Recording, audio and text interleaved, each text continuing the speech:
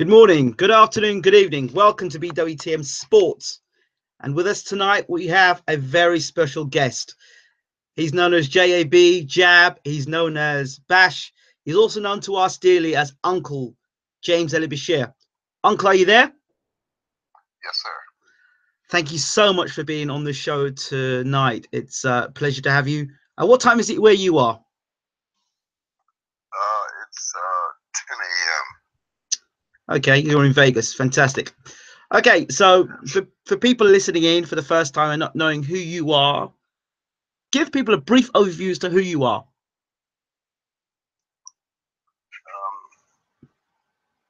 I've been a boxing trainer for the last 46 years of my life, and I've traveled extensively throughout many parts of the world, working with some of the best fighters in the history of the sport.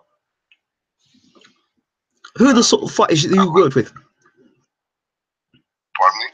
Who are the sort of fighters that you've worked with? Matthew Saad Muhammad, Tim Witherspoon, Lennox Lewis, Vladimir Klitschko. Those are the most notable guys that I've worked with over the years.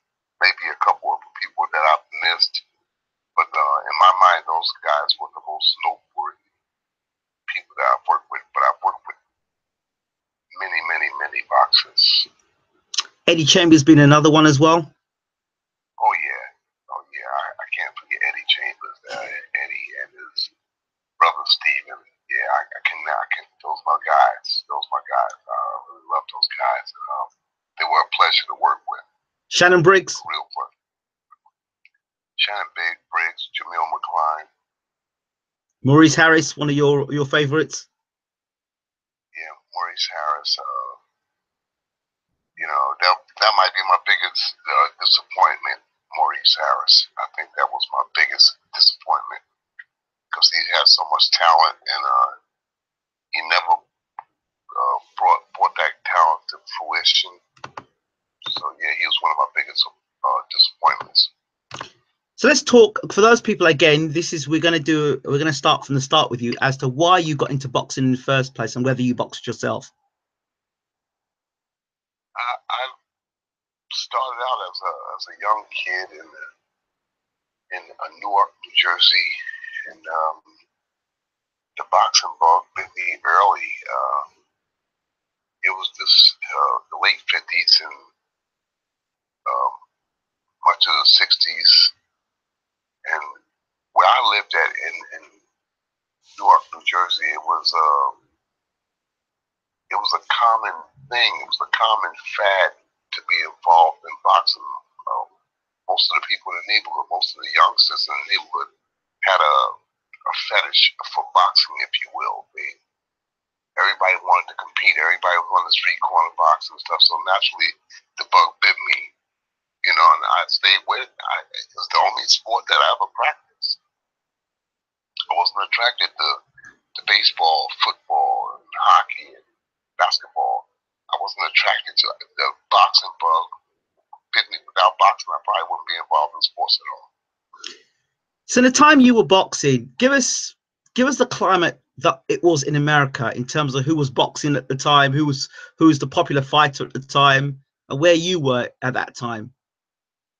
Oh, of course, it was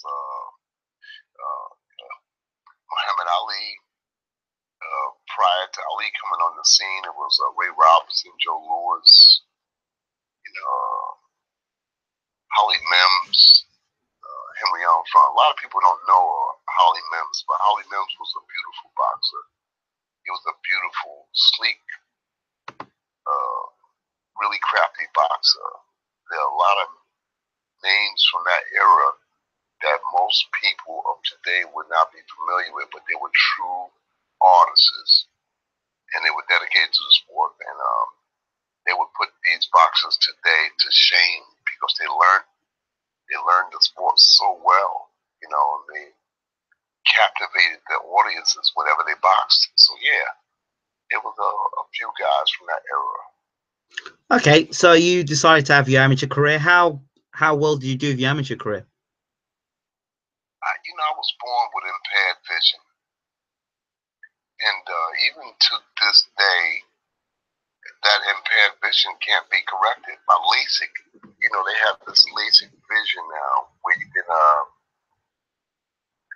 have LASIK the operation done and they correct your vision.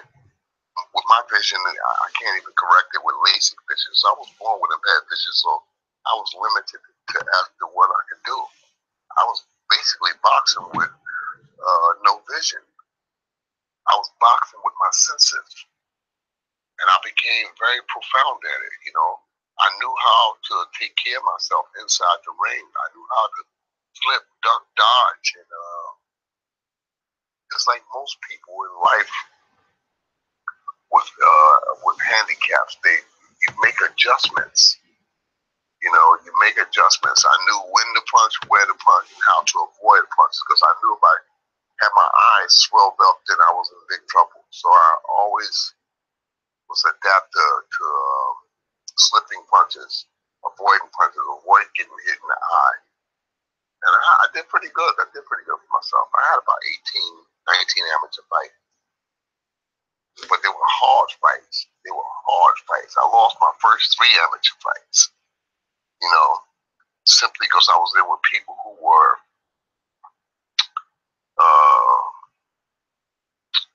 more experienced. They were more experienced. I was just eager to box, and I was just jumping in. But after 3 losses, I started getting the hang of things. You know, I started making adjustments because boxing in the street and then boxing in the ring was totally different. You know? And I grabbed a hold of it, and I started doing it very well. But long story short, I didn't go far, you know, and I started helping my trainer, and thus I became a trainer myself. I worked with a lot of great trainers over the years, a lot of great trainers. I took a page from each one of those trainers' books, and I formulated my own style of training boxers. You know, some people agree with it, and some people don't agree with it. But every trainer has their own attributes, their own implications, their own additions to what they think is beneficial in the sport. And I'm no exception to the rule. You know, I learned from a lot of great trainers. You know, probably the last of the great trainers, I learned from them. Do you think, I mean, you've got eyes as a former boxer, you've got eyes as a trainer. Do you think it's a key element to have boxed before when you're commentating on it or you're doing reports on it?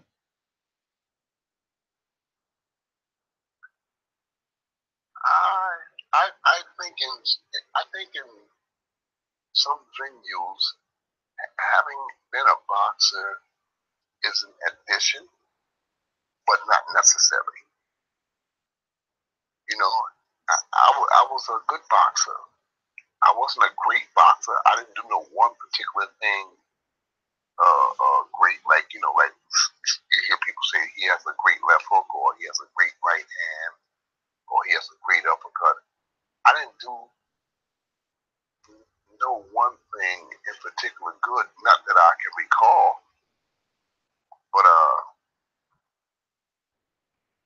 had good premises. I knew what to do, when to do it, and how to do it because I learned from the old school trainers. You know, there are things now that I discuss with the boxers that I work with now, things that they had never heard before. You know, and I stay with those things. I stay with them because I learned from the old school trainers. You know, and I stay with the things that I learned from them, and they always help me. Those additions that I bring to the sport, those things always help me in the sport. So I stay with those things I learned. I worked around some guy, Bobby McClellan, Carmine Graciano, Sam Solomon, Emmanuel Stewart, Lee Black, Frank Shirley. I mean, these guys, were old school guys. Today's boxing people won't know these guys, but they were really, really good teachers, really, really good professors of the sports, if you will. And I took in what they were teaching. I took in what they were saying and their application. I'm here now in Las Vegas with Sterling McPherson, who was also a former boxer.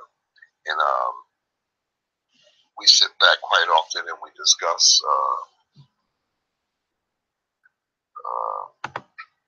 the different techniques of boxing.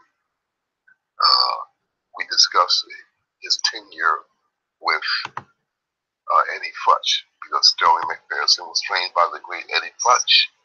And when we're driving or when we're engaged in the living room or something, he always brings up Eddie Futch. And it mesmerizes me when he's talking about it, because I can visualize, being there, holding audience with Eddie Futch, because I'm seeing and I'm living with Eddie Futch through the eyes and the emotions of Sterling McPherson. So it's that too. You never stop learning by him talking about Eddie Futch. I visualize myself being there, holding audience with him.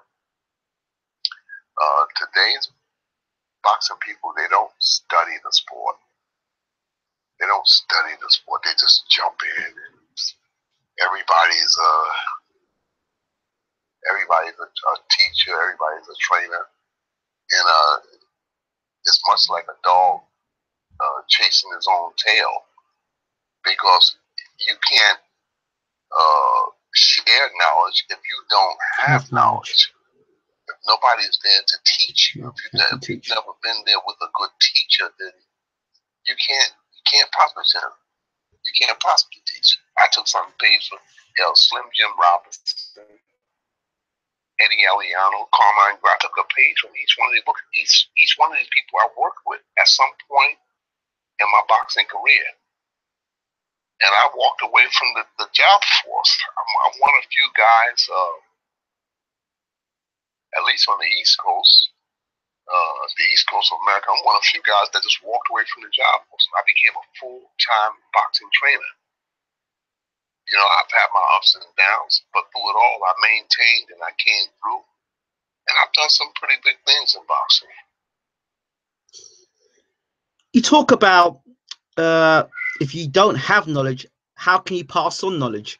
But there are so many trainers today. Everybody's a trainer. But the question a lot of the I call them new generation boxing viewers, once they hear a name, they get, and the TV talk about them, they make some great trainers. Yet when you look at their resume and who taught them, you kind of ask yourself, well, who did teach them? What makes them great? Who taught them? Who was their mentor? I think the biggest setback with boxing trainers today is that once a trainer gets a top 10 fighter, or once a trainer has trained a world champion, then there's no turning back. You can't tell that person, you can't teach that person, because the door's shut. Hey, I made a world champion here. But that's just the beginning. You understand? When you make a world champion, that's just the beginning. There's so much more to learn. And most of the guys now, you can't tell them anything. I'm all over the world, like I said. Russia, Ukraine, Spain, Italy, France, Australia. And when I've gone to these places, it seems to me that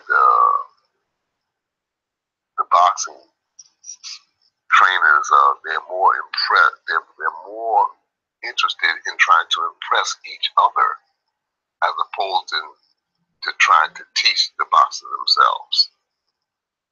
They're more interested in showing up,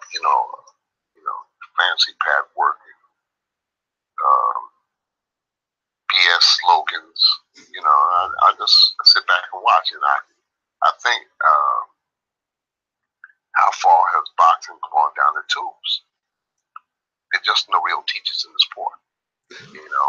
And I'm even, you know, I'm constantly going around the world, you know. I'm here in Vegas now, and I go into the Mayweather gym to observe what's going on, you know. And I can't see much teaching, you know. Not even in the Mayweather gym, I can't see much teaching, you know. And that's to me, that's a big setback for the sport of boxing. You talk about slogans. Explain to me what you mean by slogans for people listening in. They might not know what you mean by slogans. Well, I you know, I'm in the gyms here in Vegas in Johnny Taco's gym, and I always hear this guy. I don't know who the guy is. I've never seen the guy before, but I've always seen this guy in the gym. I guess he's a trainer. He's always saying, you know, what a boxer should do, what a boxer needs to do. And when I say slogans, he might make reference to what Ray Leonard said, or what a Muhammad Ali said, or this, that. But I'm looking at the guy and said, well, this guy can't be older than 35 years old. You know, just looking at the guy, I said, this guy can't be older than 35 years old. So where did he get this knowledge from? He got it from a book. He read it somewhere. He had to, because the guy can't be older than 35 years old. I've never seen the guy. I've never heard the guy. I don't know who the guy is. But he's in one of the gyms here in Vegas, and he's always talking. But he's not teaching. You know, he does a lot of talking, but he does very, very little teaching. That's a sign of the times. It's just a sign of the times. So then, what makes a good trainer, an all-round good trainer for you? What are you looking for? An all-around good trainer listens to the boxers. Listens, he hears the boxer. He hears the needs. You know, he hears the goals, and then he works on putting those goals in place. That's the big thing. Nowadays, the trainers don't hear the boxers. They don't hear the boxers. They go past. They tell the boxers, no. This is what you need to do. But I think that the trainers has to listen to the boxers. He has to hear their setbacks, their insecurities, their doubts, and they have to confront those and work on them inside the gym long before they get to the fight. You know, long before they get to the fight. And I don't think the trainers nowadays hear. There's a lot of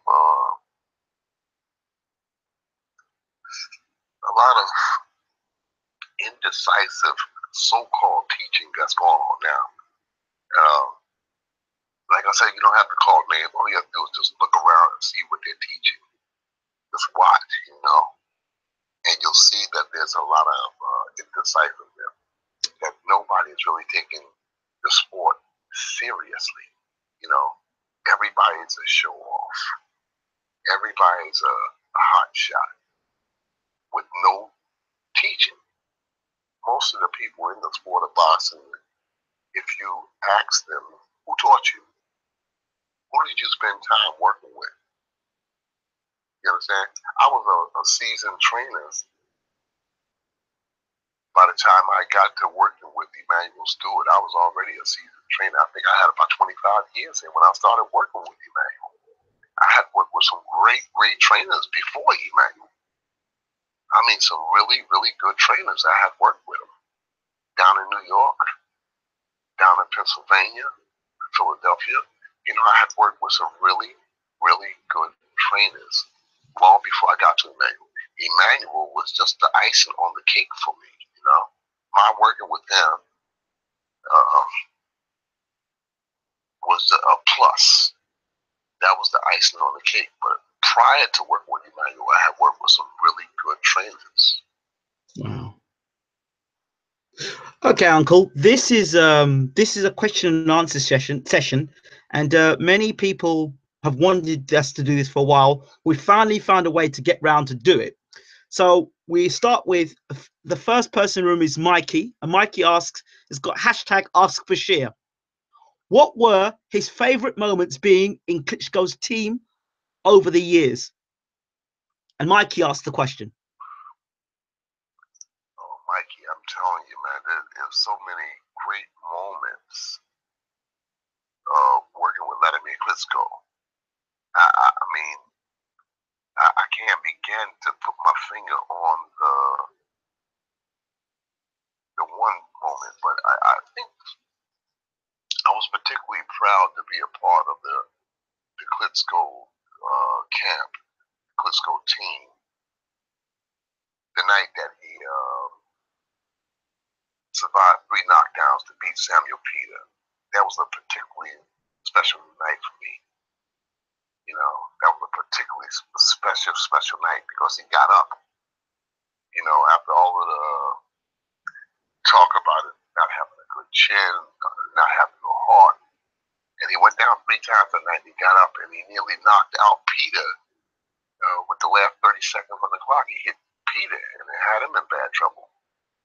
But that would have to be one of the standout moments of my nearly 14 years working with Vladimir Klitschko. And he's a gentleman, and he has class. You know, he's just a great human being. I really enjoyed working with Vladimir Klitschko, and I'm going to miss that. I'm going to miss that. I'm quite emotional about it, you know. Knowing that he's gone, everybody comes to the end. But I'm quite emotional that Vladimir Klitschko has hung up his gloves. I knew it couldn't go on forever, but I'm quite emotional about that. DJ Slick, another regular to BWTM Sports, asks, Uncle Bashir, Uncle Ingram, thank you for taking the time out of your day for the stream. Asks Bashir, what has been your favorite fight of 2017 and who is your favorite fighter of the year so far?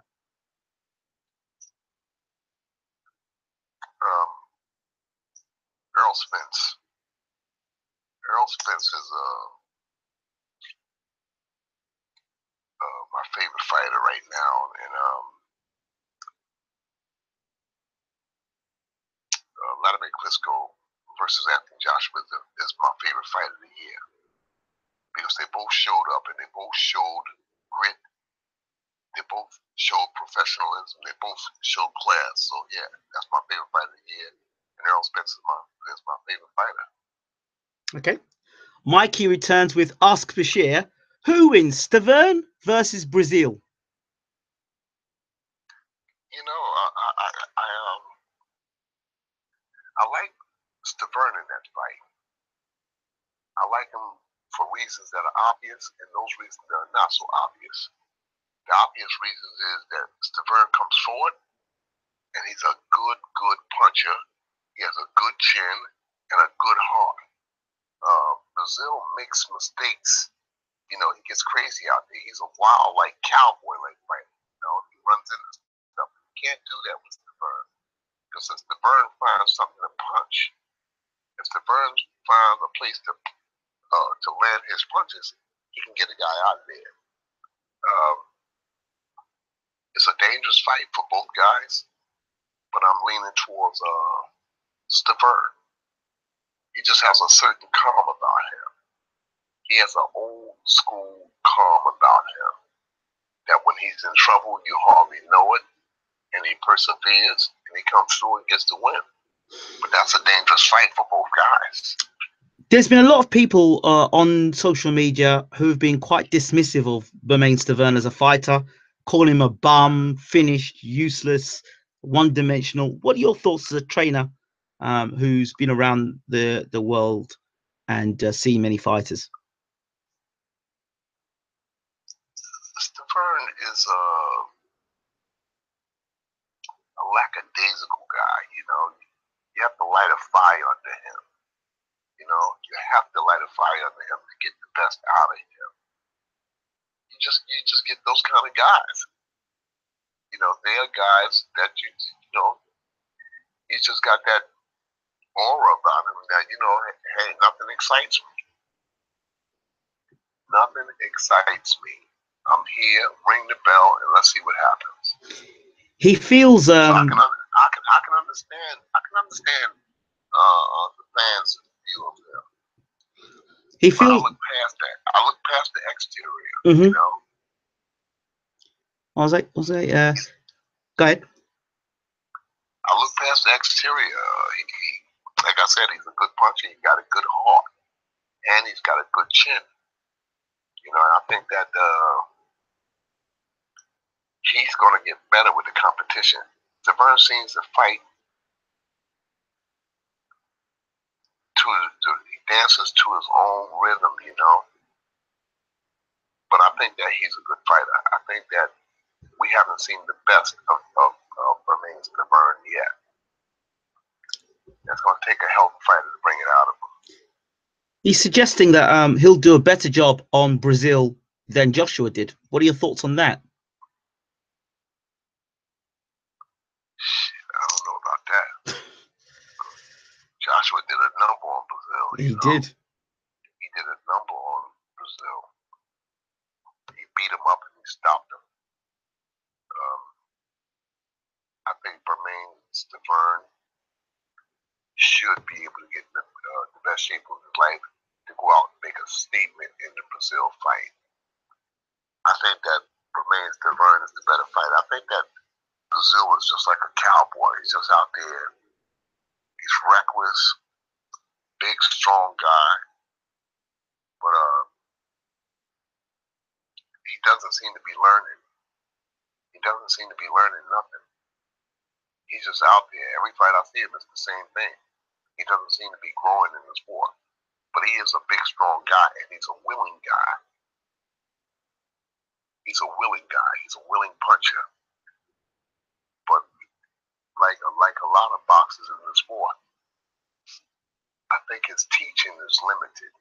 I can't see his teaching inside his boxing efforts. You know, and I think that there's a few things that he needs to learn before he faces better caliber fight. But the one thing I will say about Brazil, he doesn't avoid the fight. He's always in the mix, and I respect that. He's always in the mix. Ruann also wanted to say thank you. He said it via our interview the last time he spoke to me. He said he wanted to thank BWTM Sports for setting us up with your sparring with your guys. I said he's looking forward to working with your guys. Oh yeah, we'll be in there with him. Starting Monday, we'll be in there with him. You know, I have a big, tall guy, Ruann Visser, who's 6'9", so he'll be great to box with for his upcoming fight. Okay, would Vlad Sirenko be working out with Stavern as well? Yeah, I'm looking forward to putting Vlad Sirenko in. Well, we hear Ruann Visser is 6'9", 275, so we're gonna work with Ruann Visser, and we're gonna work with the WBO champion Joseph Parker, because he's fighting tall guy in Hugh Fury.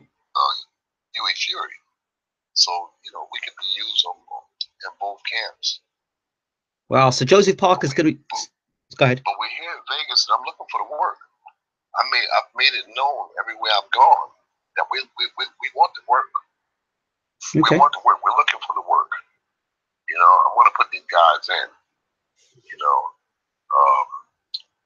anybody that has done work, we know that I'm a no-nonsense trainer. You know, put up or shut up. That's my motto. Put up or shut up. We're going to work. You know, we're not. Man, there's something flying around here that looks like I don't know what it is, but it just moved the screen door. It's a big bug. Wow. Be careful. Yeah, I'm trying to, because the way he buzzed the screen door lets me know that, no, I can't get stung by him. So you know, when you see stuff like that, I wonder why, and all the whole Las Vegas to be in, why is he here? He's got a bee in his bonnet. Huh? He's got a bee in his bonnet. Yeah, well, with all these flowers and stuff around here. Why is he over here by the screen door? You can't get nothing from messing with metal. Shit. Boy, I'm worried about it. I'm concerned about it. But I, like I said, we're here looking for work, and I want to get to work, the best work. Okay. Put up or shut up. That's my motto. Fantastic. We have another regular, and actually somebody who his name's Eugene. He's from the Ukraine and is living in Canada. But he's the one that he gets all the information translated for me from the Ukraine, and we do lots of work together. Now, Eugene has got quite a few questions he'd like to ask you. So Eugene asks, "Hi Ingram, greetings to Mr. Bashir. I'm about to drop some questions about Sergey Vatimanyuk, maybe the Usyk's main trainer at the moment. How much do you know about him?" I worked with him in the 3 years that I worked with Usyk. He was the assistant trainer. Okay. That's all I know about him. I mean, he was the assistant trainer. But again, here's a guy. I don't know. I believe I don't know what he is now. Whether he's the trainer or he's the head trainer, I believe now. Trainer. He's the head trainer, I believe now. I believe he's the head trainer of Usyk. I thought that there was another trainer. Oh, we were talking about the Cutsman, Russ Anbar. Yeah, Russ Anbar. I thought Russ Anbar was the trainer. No, it's not. So they're saying it's now this guy, Sergey. Well, Sergey. I just know the time that I worked with Usyk that he was the assistant trainer, but he was he like most of the young upstarts, he doesn't have that much experience. Maybe 4, maybe 5 years of experience, and he's really an aggressive trainer. He trains. He'll train Usyk to be more aggressive, more assertive. That's all I can say about him, But he's been in boxing for about 5 years now, and he's emotional. He's an emotional guy. He's an emotional trainer, and that's all I can say about him. He's gonna try to push Usyk to new heights. I haven't heard anything from Russ Anbar. I thought that he was the trainer, I don't know what's going on. Whether Sergey is the trainer or Russ is the trainer, I don't know. Okay. Mikey asked Bashir, he says, what advice would you give to boxing beginners, either amateur or pro?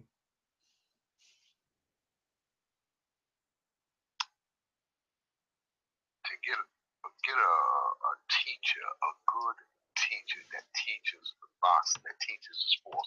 And most of the people in boxing right now are not teaching the sport. Get a good teacher.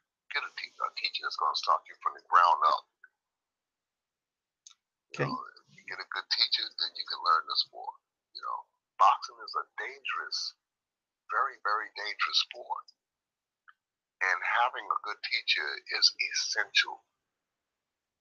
That's why boxers now, the careers are so short, because they have people that are out there guessing about what needs to be done, guessing, just throwing their hat in the ring, with their on-the-job training. I'll go out and I'll mess up a fight and say, okay, I'll get my experience through messing up fighting. Fighters. Most of the guys out there, they don't want to listen. They don't want to ask questions. And that's the one thing that I did. That's the one thing that makes me the trainer that I am. I always ask questions. I always stayed underneath the old school trainers. I always ask questions. If I didn't understand something, I asked questions. I had no problem with asking the question. Why this? Why did you tell them that? Why did you do this? Why did you do that? I always ask questions. And nowadays, nobody asks questions. Like I said, I've traveled extensively throughout the world. And I've been in many gyms around the world. And I can count the individuals on one hand that has come up to me and said, hey, could you teach me something about the sport? And I mean, young guys, you know. Okay. We have a question coming from Boxing News, UA Boxing News. These are the people from Ukraine who translate our interviews and always publish our interviews. So a big shout out to Boxing News. Yes. Their question is asked. Go ahead, Uncle. The Ukrainian people are passionate about the sport of boxing. Okay. And you can't fool them. You can't fool the Ukrainian people. You can't fool the Russian people. You can't fool these people about boxing because they are passionate about the sport. They're on the outside looking in, but they're very knowledgeable people. So I have great respect for the Ukrainian people and the Russian people. I have great respect for their knowledge of the sport. Okay. The Ukrainian Boxing News asked the question via Twitter: when will Vlad Sirenko fight again? And if so, will he stay as active as was planned originally? I'm looking to have 3 fights before year's end. You know, I'm looking to have 3 fights with Vlad Sirenko. We're here in Vegas now. We're working hard every single day, and we're working hard. We're looking forward to a date. We're trying to get a date here. It seems to be a slight problem with us getting a date, but I assume that this week we will have a date, and that will start the 3 fights that we intend to have here. Okay. But he's in the gym and he's working hard and he's very studious, very easy to train, and I expect great things from Vlad Sirenko. I really do. I mean, my investment now is in Vlad Sirenko and Ruann Visser. That's my heart. That's where I'm putting all of my efforts into these guys. I don't want to waste a lot of time because none of us knows how much time that we have left in this life. So I want to invest my time in guys that's going to listen to me, guys that's going to grow with the words that I'm telling them, the applications that I'm, and scenarios that I'm preparing for them. And I'm putting all that I have into Vlad Sirenko and Ruann Visser. I'm putting everything that I got to these guys. If you can just see my emotions on the inside, what I think about these guys. But they're good guys, and they listen closely to my words, and we get a lot of stuff done together, and I think that we're going to go far together. Fantastic. Mikey asked the question again: what was the reason behind never turning professional since there's been more money involved there for yourself? I don't have eyes. How can I return professional? I can't get a license. Margarita's fighting tonight, by the way, and they say one eye is registered blind. Yeah, I mean, I would have loved to have been a professional fighter. It was my dream. It was my dream to be a professional boxer. It was my dream. It was my passion. You know, but I'm born with impaired vision. And you can't box with impaired vision. You can't box. Okay. I still feel when I think about it. Yeah. Just with my sense, just by speaking about it, I still feel the same disappointment and disillusion now as I felt 45, 50 years ago. Okay. I feel the same letdown, the same emotion I feel inside me when I say I can't see. I'm sorry to hear that. Yeah, it has the same effect on me now, 50 years later. Wow. As it did on me then. You know, when I think about the fact that I can't do this here because I just don't have the eyes. But I would love to have tried it. I was just so excited. I would just love to have tried it. I know that feeling. I know that feeling all too well.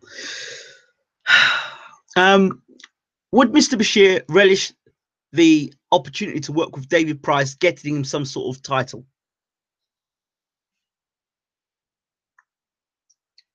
No. I think that David Price is, and mind you, I stand to be corrected, but I think David Price's ship has come in and passed out again. You know, I just don't think that after being stopped, he was even knocked out 3 times, 4 times, 4 times, I believe.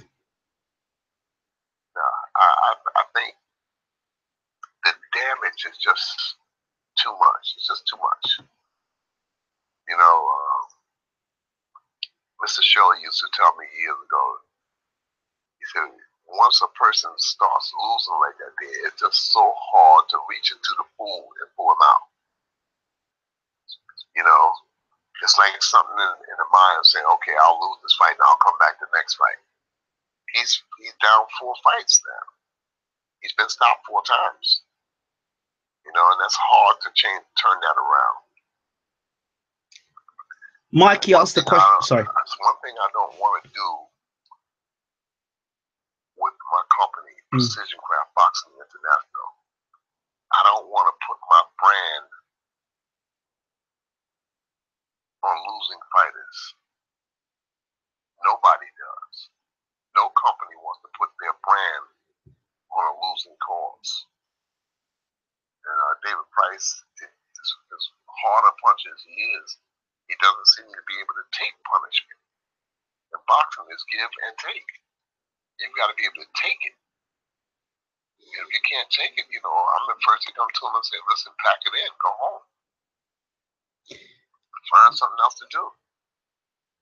What about teaching him defense? Had he been taught defense earlier, would he have been a better fighter, like a Klitschko? That's hard to say. It's hard to say. You teach him defense, then there's another leak in the ship, you know. It's very hard to say if he had learned defense. What happens when another fighter jumps on him? You know, where your defense is porous. You know, sometimes guys are going to jump on you and make you make mistakes. I just don't think that me personally, I don't think that I can help David Price. I don't think so. Okay. Eugene returns, says, what does Mr. Bashir think of Sergey and his ability to break down the fight, especially on championship level? Who? Sergey. Well, Sergey. The trainer. Like I said, he doesn't have that much experience, you know. And I always addressed this here when I was with him sick. I always addressed it. I said, I would tell Sergey, Sergey, please do it the Seer way. I would tell him different things to do. But Sergey has his own mind. He has his own mind about what's to be done, how he's going to do it, you know. And that made us many times at odds. Because I would tell him, no, this is the way you do it. You know, I would try to teach him as I'm doing here now with Ruann Visser's brother, Ruben Visser. Ruben Visser is the assistant trainer. And when I tell Ruben Visser something, then it's a go. It's never a rebuttal. It's never a question about what I'm telling him, because he looks forward to learning from me. And I can see it in his eyes. I can see it in his spirit. I can see him engaging me when we talk to each other. And I think that he's the best assistant trainer that I've ever had. I remember 7, 8 years ago, I was talking to the former promoter, Murad Mohammed. And, you know, Murad, he had Razor Ruddock and a few other fighters. And Murad said to me, we was on a plane somewhere. We had met in the airport. Russ said to me, he said, "Hey, man, you know, you stayed the course and you turned out to be a really good trainer." He said, "You were Emmanuel Stewart's right-hand man." He said, "But I'm telling you something right now. You need to find yourself a Bashir." I said, "What?" He said, "You need to find yourself a Bashir." I said, "I don't follow you." He said, "You need somebody to assist you the way that you assisted Emmanuel Stewart. You were there 16, 17 years with Emmanuel, and you were his man." And Emmanuel told me on many occasions that you were the guy.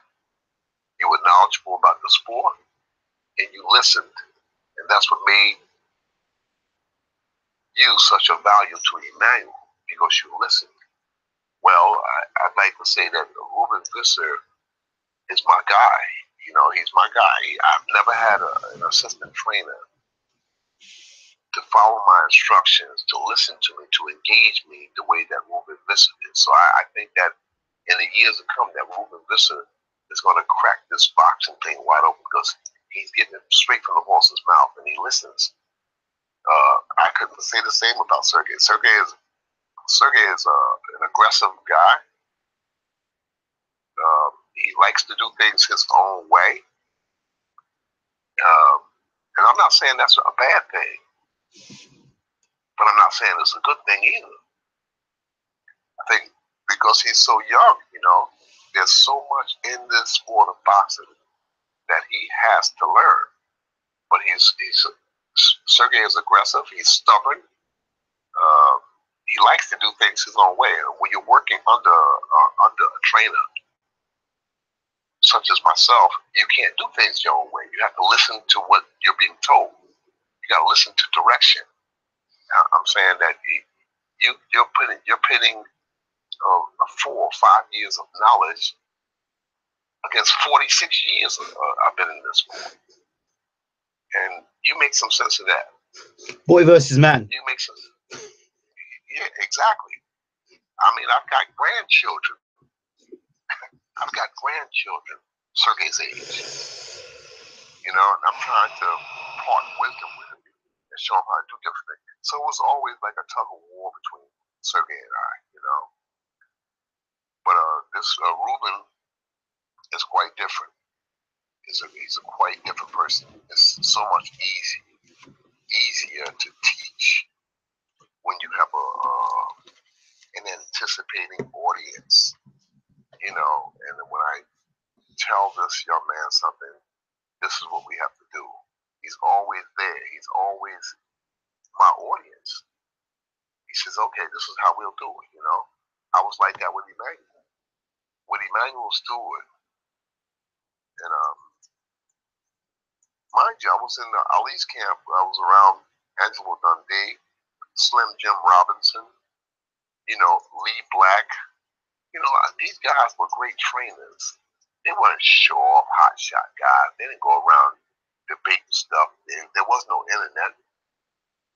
But these guys were always cordial to each other, respectful of each other, class. These guys were classy guys, not like today's trainer who's always in the media debating stuff, you know, like the Mayweathers and the Guerreros and, you know, the different internet fights they be having. It wasn't like that going back in those days. You know? Like I said, I tried to work with that, but to, you know, to the best of Sergey and Hussein, the best to them. I wish those guys the best. I wish they come through this fight with Marco Huck. I hope they come through their blind calls. I wish them the best. You know, I move on. You know, my services was needed at one time. He dismissed my services, and now I'm moving on to bigger, better things in my mind. You know, but when a person dismisses me, I say, well, it's their loss. You know, in my game, because I don't have time at this point in my life to try to teach somebody who doesn't want my teaching. Absolutely, it's a value system. Yeah, pretty pretty much. So I was there for 3 years. I guided him to the World Championship, and I thank God for that. I thank God for that, that I was able to guide him to the World Championship. And he dismissed me. He said, hey, look, I can't use you no more. And to this very day, I don't understand why, but that was his opinion, that was his feeling, that was the emotion. So hey, I move on. Okay. I'll do the same thing with Vlad, Sirenko, and Ruann Visser. I'll do the same exact thing. It's easy when you have a listening audience. Mm-hmm. When you have people who anticipate. When I wake up in the morning here and look at these guys and look in their eyes, then I can see that they want to learn. I can see that they want to be something in this sport of boxing. I can see that they value my words. When I say, listen, you got to do this, you got to do that, I can look in their eyes and say that these guys are really interested in learning, So that's how it goes. But you can't teach people who just got their mind made up that I know better. I know better. Okay. Let's see. There's a load of questions in this room, Uncle. We got loads of questions for you here. Okay, good. I got time. I'm in Las Vegas. Okay, fair enough. I'm out in the Suncoast. I'm out by the pool. That's right, Uncle. Have you got a pair of shades on as well? Yeah, I got a pair of shades on. As long as these bees are contained, I'm good. Uncle Bashir, the boss. You say the boss? I said Uncle Bashir, the boss, with his big cigarette in his mouth and his shades on, and he's by the pool, taking an interview, doing an interview.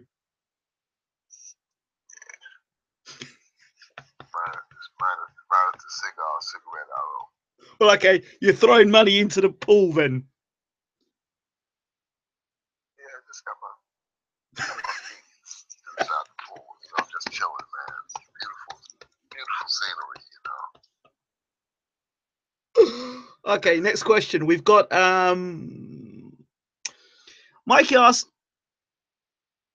how do you think Vladimir Klitschko will do as a pro trainer?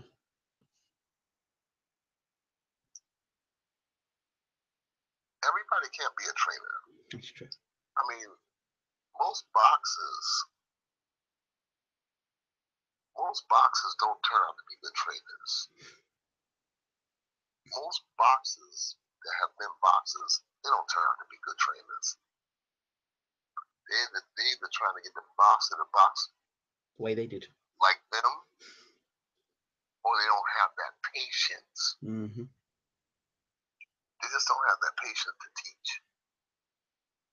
Most boxers that I've examined over the years, they can't teach. Good fighters, but they can't teach boxing. Most of them, I'm not saying all of them, most of them, they're not good teachers. One guy I thought would make a fantastic trainer would be Mike Tyson. But I don't know if he's got the patience to stick it out. Yeah, Mike could be a good teacher. I think so. I spent a lot of years around Mike. Well, at least 3 years here in Las Vegas. I think Mike could be a good teacher. Okay. Let's see what we've got here. Is that machine in the background following? No. We're cool. Okay, all right. We're cool. What's the most important factor in developing a successful bond between trainer and fighter? Ask Bashir.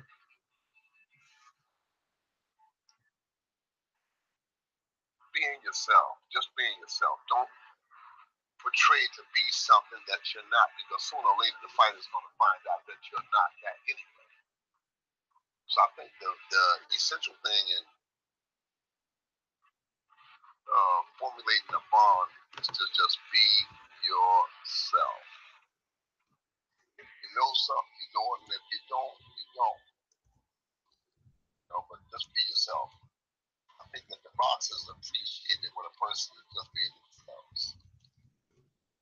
Okay. People that are in the room watching this, please be patient. We're going to get through to your question, but as you can see, there are many questions in this room, and I want to make sure that everybody's question gets answered fairly. Okay. There's a question I do want to skip over because I don't think you're going to have much knowledge on it. But your voice is going in and out, so stay close to the mic. Okay, go. Let's go here.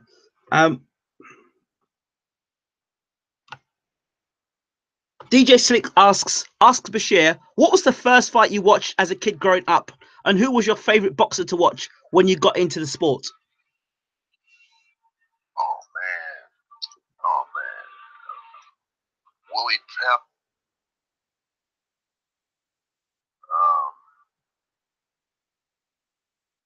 This guy Holly Mims. Jake LaMotta. It was another Italian fighter, tough Italian fighter. Middleweight. Graziano. Yeah, I like Graziano. Yeah. You know? He's fight with Ray Robinson. He had a fight with Tony Zale, didn't he, Graziano? Huh? Graziano fought Tony Zale, didn't he? Yeah. That was a great fight. Tony Zale. There was a program that used to come on Friday nights. Yes. And the name of the program was Gillette. It was called the Gillette Friday Night Fights. Yes, I used to watch that too. And I would observe that all the time. I didn't really know what I was watching. I was just attracted to the one-on-one competition. You know, and I would see all of those guys. Way back then. And I would sit there. I think the program was a 2-hour program. And I would sit there and I would take it. I said, wow, you know. And they were boxing with 6-ounce gloves on many of those fights. Many of those fights were in 6-ounce gloves, horsehair gloves. And I used to watch these guys. They would beat each other down, but they would be in their boxing. You know? I saw Cleveland Williams, Leonis Martin, Thad Spencer. You know, going back there, these guys were good, solid boxers that covered the bases. You know, they covered the bases really well. The boxing techniques, something that's missing for boxing today. Okay. Tubes asked the question: do you have any updates on the UK broadcaster who show the upcoming World Super Series of boxing tournaments? No. Okay, didn't think you would. Next question. Yeah, because I got my plate full here. You know, when you're working with professional boxers, you got to pay strict attention to them. Okay, no worries. You know, early to bed, early to rise. No worries. Shane Levine says, evening, Ingram. My thoughts and wishes as always. Good evening, Shane. And Shane wishes good evening to yourself as well, Uncle Bashir. Yes, I appreciate Shane. Eugene comes back and says, how does, well, I think you've explained a lot about Usyk's trainer. He's asking about how does he build a game plan? So you said that you mentioned earlier, you said he was aggressive. Says he's been training Denis Bernadek, the Ukrainian light welterweight silver medalist, London 2012, and now he has built a plan against Huck for Usyk. And then Eugene continues, says there's very little information about him. Did he and Bashir work close in Usyk camp? We would like to know about him from the inside of the camp. But I think you spoke about that earlier. Tubes goes and says, I think Usyk will have too much for Huck at this stage. Usyk may need better tactics if he wants to win a potential final versus Gassiev, for example. What are your thoughts very quickly on Usyk and Huck? I think that Usyk beats Huck. I always thought that Usyk could beat Huck. I thought Usyk could beat Huck in his 6 or 7 fights due to the fact that Huck has been there a long time. I think he had 13 title defenses. He's been through a lot of wars. But technique-wise, I think that Usyk is too much for Huck. I think that Usyk spanks him. I think he takes Huck to school and spanks him. Garcia, Briedis, Dorticus, Perez, all of these guys present a different problem for Alexander Usyk. And likewise, Alexander Usyk presents a different problem for them. But Huck, I think, is the least of Usyk's problems in this tournament. You know, like I said, Sergey is an aggressive guy. He's very aggressive. His style is aggressive. But I think at this point, from our association, that I would think that he would have learned something from me, you know. But his style is one that says go forward, and any measure of success is a great measure of success, and he'll have Usyk to jump on. But I expect Usyk to stop Marco Huck 7 deep rounds. Okay. DJ Slick asked the question. Ask Bashir, would you train Gervonta Davis, as I personally can see him going off the rails and becoming like Broner? And how highly do you rate him? He's a very talented young man. He's been another guy that I saw Gervonta Davis as a young kid on the East Coast boxing at different tournaments when he was growing up. He's a very talented young man, but I can see him going off the rails too. Floyd Mayweather, to his credit, has always made the weight. There's something moving across the ground. What is this? There's something moving. Yo. What is this? All right, it's gone. Just go ahead, go on about your business. There's something crawling. I don't know what it is. I've never seen it. It's all happening today, Uncle. Yes, I'm in this yard. All kinds of things are happening out here. What is this thing crawling? There's something crawling. I got an interviewer here on the phone. There's something. Don't walk over there with no shoes on, because all right. You see it? What is that? A lizard.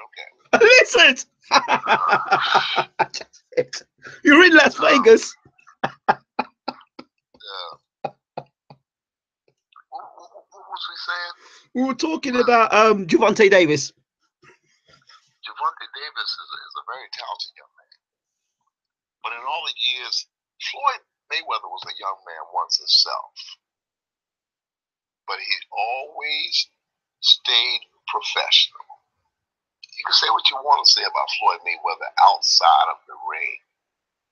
You know, his antics, his run-ins with the law. But he was always been professional. He always made the weight. He always came to fight. He always was in superb condition. I can't remember a single fight where Floyd Mayweather was out of shape.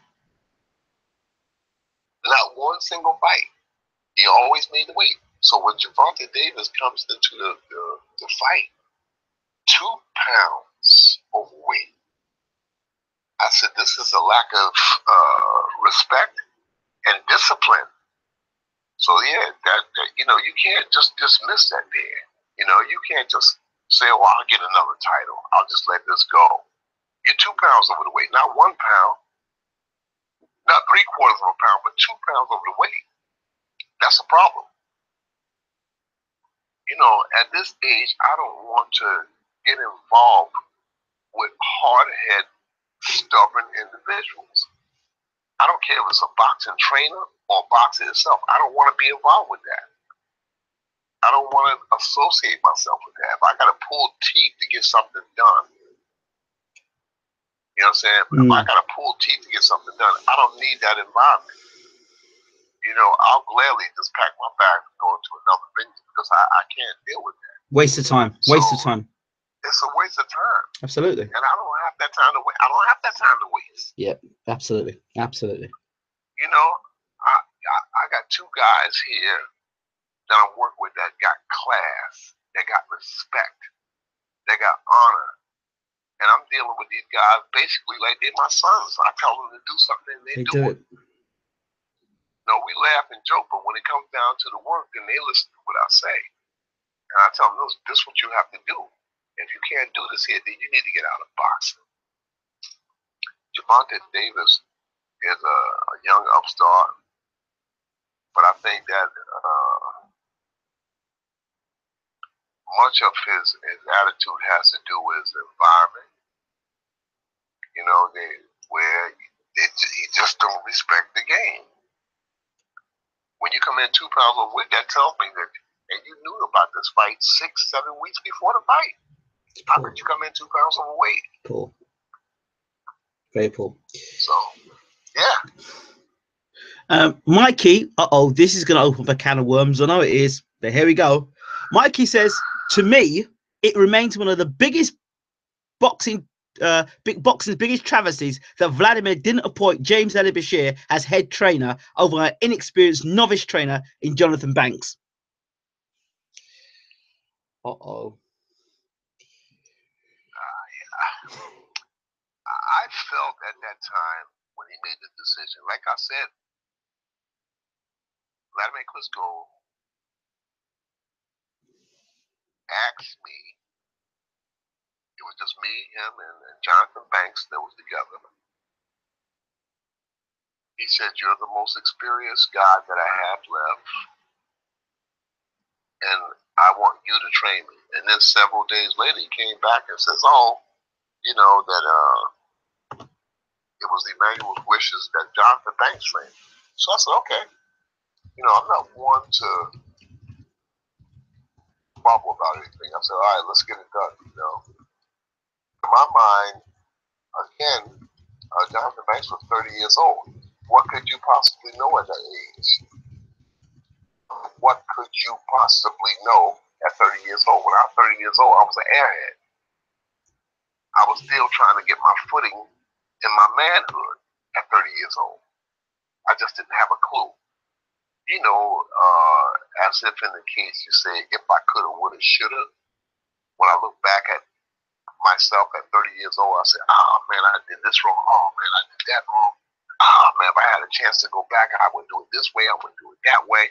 So, I mean, when you're 30 years old, it's hard to have your footing. And I think that there were some critical mistakes made in the training tenure, you know, that might not have happened had he had me at the helm, simply because I was more seasoned. But it is what it is. Vladimir chose Jonathan Banks, and that's the end of that. Okay. Does Banks still train breakers only? I think that Jonathan Banks is training Dominique Dalton, the junior middleweight out of Detroit. I think that Jonathan Banks is training Dominique. Okay. And Jonathan knows Dominique. Everybody goes through this life. And when you're young, and even Jonathan, years from now, Jonathan will look back on his career as a boxing trainer, his career as a boxer, and on life period. And when he gets older, I think Jonathan is about 36 now. He's still a young guy. You know, again, I got grandchildren, Jonathan Banks' age. But going forward, I think that he'll look back on his life as a trainer, as a boxer, 15, 20 years from now, and say, wow, you know, if I could have, would have, should have. We all do it. We're all subjected to it. So I just think that everything in this life happens because it's God's will.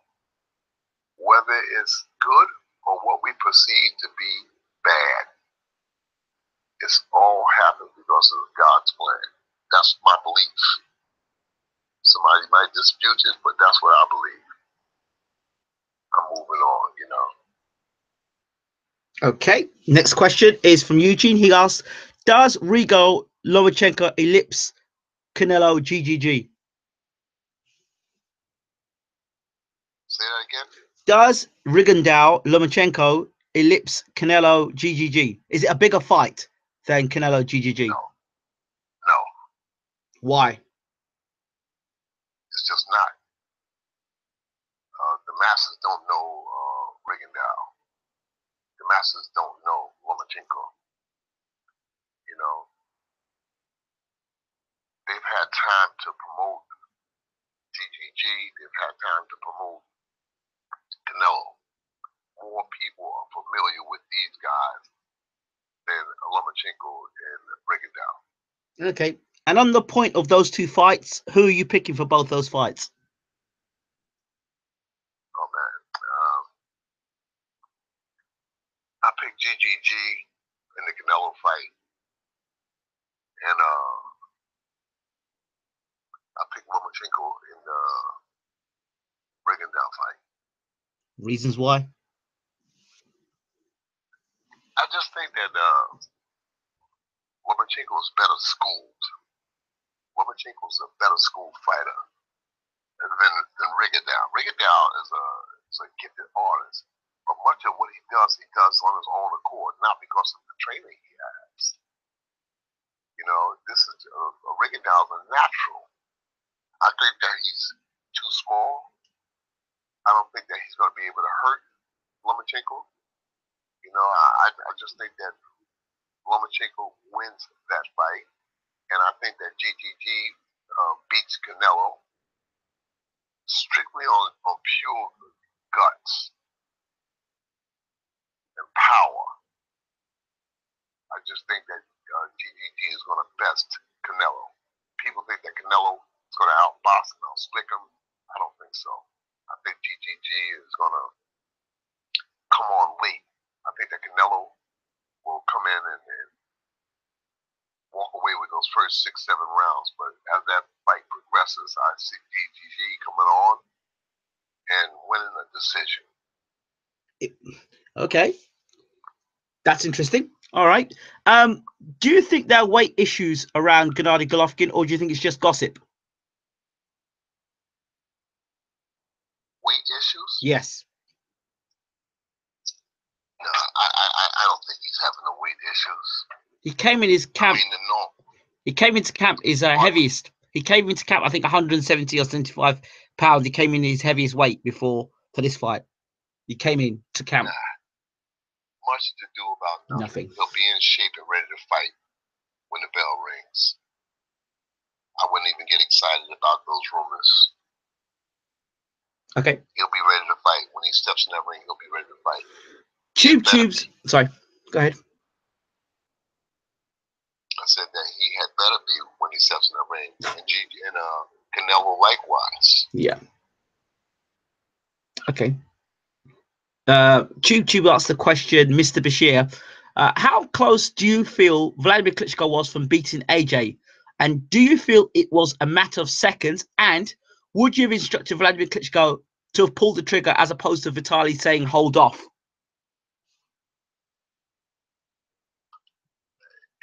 You know, Kenny Rogers. Yes. Sang the song, you got to know when to hold them, you got to know when to fold them. Yeah.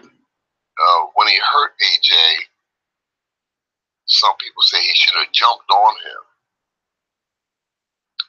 But I can understand Vitaly's reasoning saying, listen, don't just go in after him now, because in boxing, a wounded fighter is a dangerous fighter. And when you got the kind of power that AJ has, it doesn't take much to put you on the canvas. So I would have probably told him to proceed with caution, but behind a good jab. I would have told him to work. The one punch that was working really good for Vladimir Klitschko was the jab. You know, he wasted a lot of energy throwing the left hook, and it wasn't landing. It was failing. I think that left hook that he was throwing took a lot of energy out of him. That softened him up for the climax in the last round. 11th round, whatever it was. I thought that, yeah, proceed with caution. Use the jab. At that point, after the knockdown, I would have used the jab.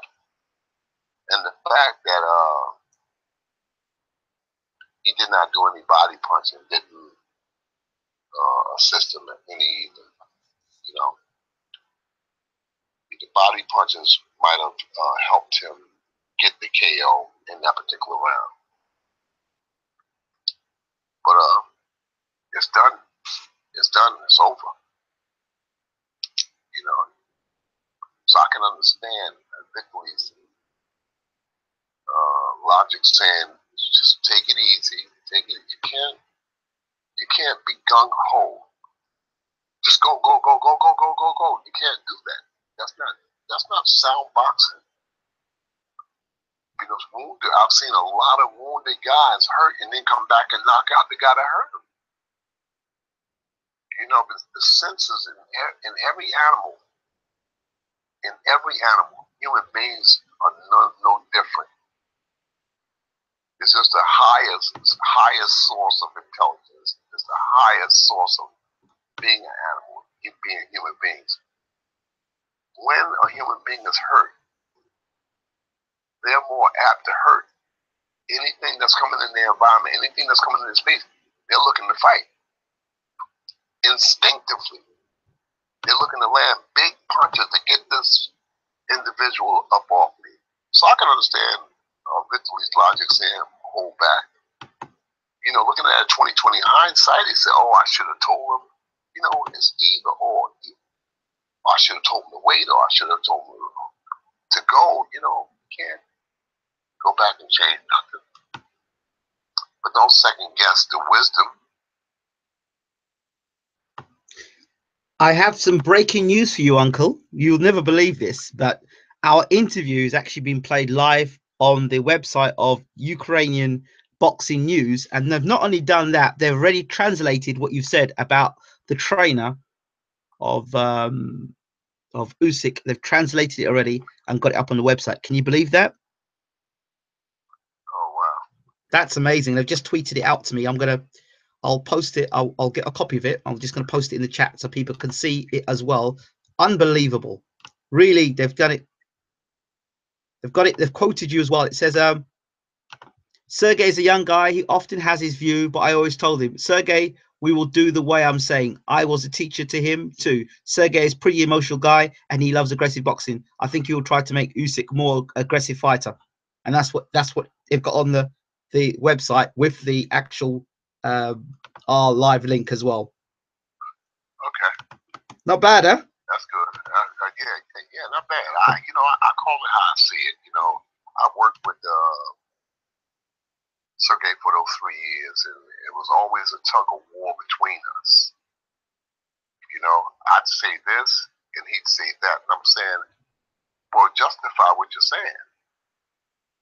You know, you're 32, 33, you know, and I'm in my 60s. And I've been in this sport much, much longer, and I'm trying to show you the way to do it. But every human being has their own way of doing things, and Sergey is no different. He's a bullheaded, aggressive guy. You know, he's a bullheaded, aggressive guy. Nice guy, but just got his own way of doing things. And you know, it's going to cost him, like it doesn't with all human beings. You know, at some point, it's going to cost him. Okay. The next question. There's a lot of intense questions in here, Uncle. Shane Levine says, Mr. Bashir, could it be that there are still great trainers, but they train the fighters differently nowadays? And maybe you love the nostalgia of the old ways and believe that in which you've mastered. Well, my mother used to say a long time ago, she said, son, she said, when a person goes around preaching about how good a cake they make or how good a pudding, my mother would say, she said, the proof is in the tasting of the pudding. Absolutely. So if there are great trainers around, where's their proof? You understand? That's all I'm saying. You know, you can see the proof when you see the work of the trainers. And then if there are some great trainers around, where are they? Okay. Where are they? I'm watching television constantly. I'm watching fights constantly, and I can't see it.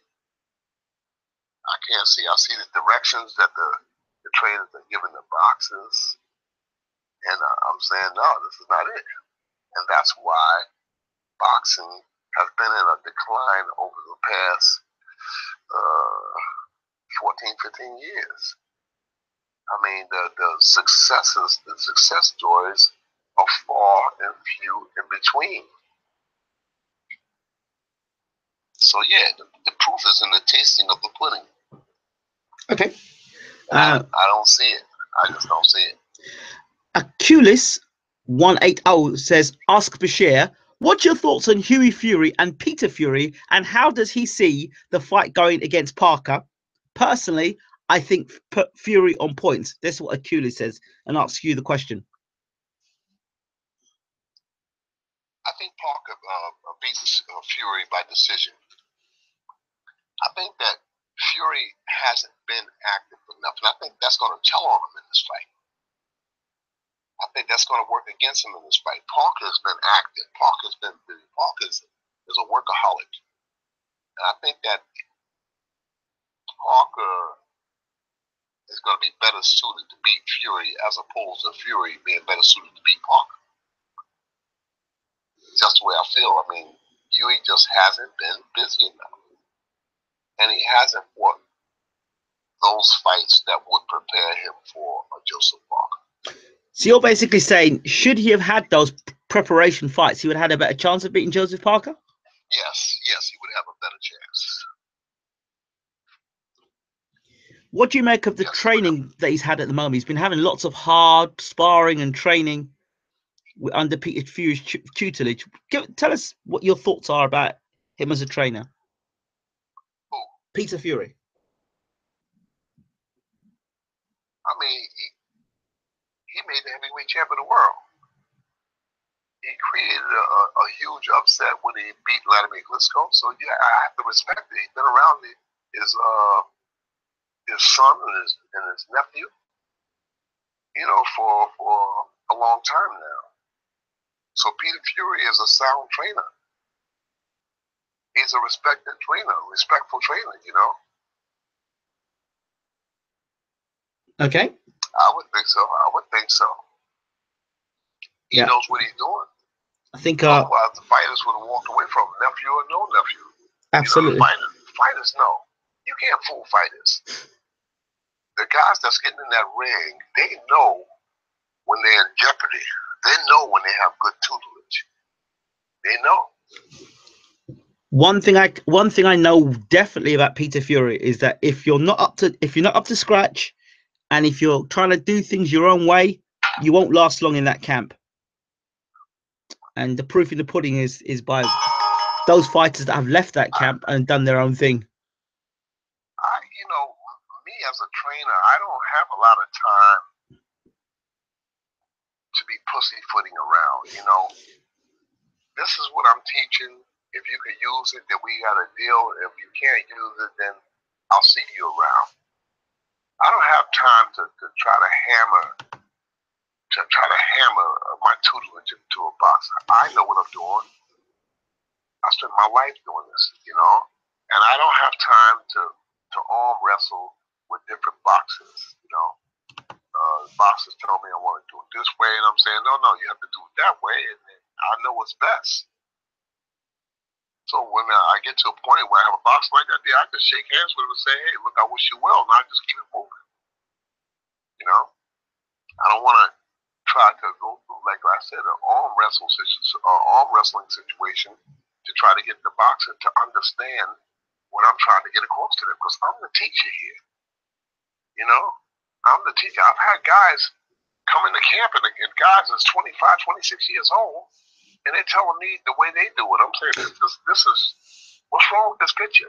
And I walk away from it because I just don't have the time and I do not have the patience no more. As a younger man, I had a little more patience, but now I don't have patience time for foolishness. Okay. One of our favorites, Truth and Facts Boxing, or Truth and Facts About Boxing, Mr. Bo Bland is in the house. Yo, what's up, brother? I'm good, brother. How are you? He then goes on to say, hello, Uncle James. Hey, Bo. My man, Bo's good. He's good. Mikey says, good thing about this is that those guys can replicate Brazil's height and reach, and also Bashir's guys can learn a ton of sparring with Stavern. Good man, Ingram. So he's just talking about the setup between yourself and Stavern, and how both camps will be able to benefit from that. Yeah, I look forward to going into the camp with Stavern and with Joseph Park. I look forward to it. I'm looking to move my guys upward. And I told them both yesterday, I said, if you follow my tutelage, I cannot see you guys missing the heavyweight championship of the world. I'm looking at what's out there, the fighters that's out there. If these guys follow my tutelage, I can't see them missing being the heavyweight champion of the world. There's some decent fighters out there, but they're not no world beaters. Not no world beaters. Okay. Being disciplined is the big part of it all. Bernard Tekorang, I hope I've pronounced your name right. Apologies if I've messed it up. He goes, why is John Tate one of Mr. Bashir's favorite fighters? Why is John Tate one of your favorite fighters, Uncle? Who? John Tate. Oh man, John Tate was a beautiful boxer, man. Are you serious? John Tate is one of my favorite boxers because he was a beautiful boxer. He was a relaxed boxer. Good technical skills. Good movement, fluid movement for a big man like that there. John Tate was just beautiful. Beautiful boxer. I love the way John Tate boxed.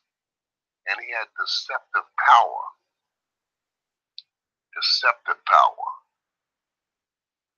And he was just an all-around good technician inside that ring. Okay.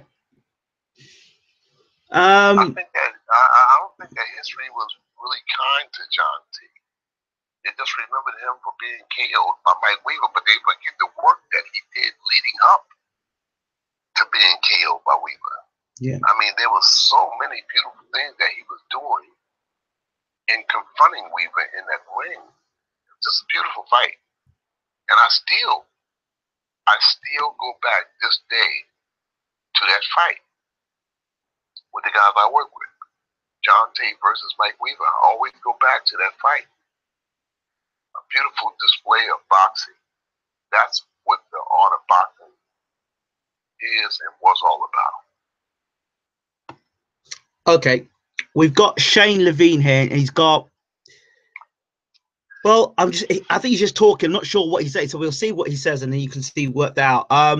It's not that they don't ask questions, it's that times have changed and they don't source the information like that anymore. Back in the day, they had to ask questions as there was no YouTube. He continues, no internet. Information was hard to gather, and so you went straight to the well. But we can get that information in other ways today. I'm not saying it's better, I'm just saying the facts of learning today. In terms of response. It's strange. You can go to YouTube and all these other things on the internet. You think that you've got the interpretation right. In reality, you don't have it right. You have it wrong because you're not getting it from the horse's mouth. You can look at something and think that you perceive, oh, this is how it's done, or that's how it's done, or this is what they meant. But it's different when you got it straight from the horse's mouth. Over the years, I worked with Emmanuel.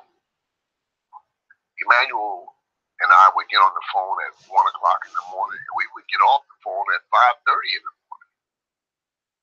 But the whole time we was on the phone, we was talking boxing.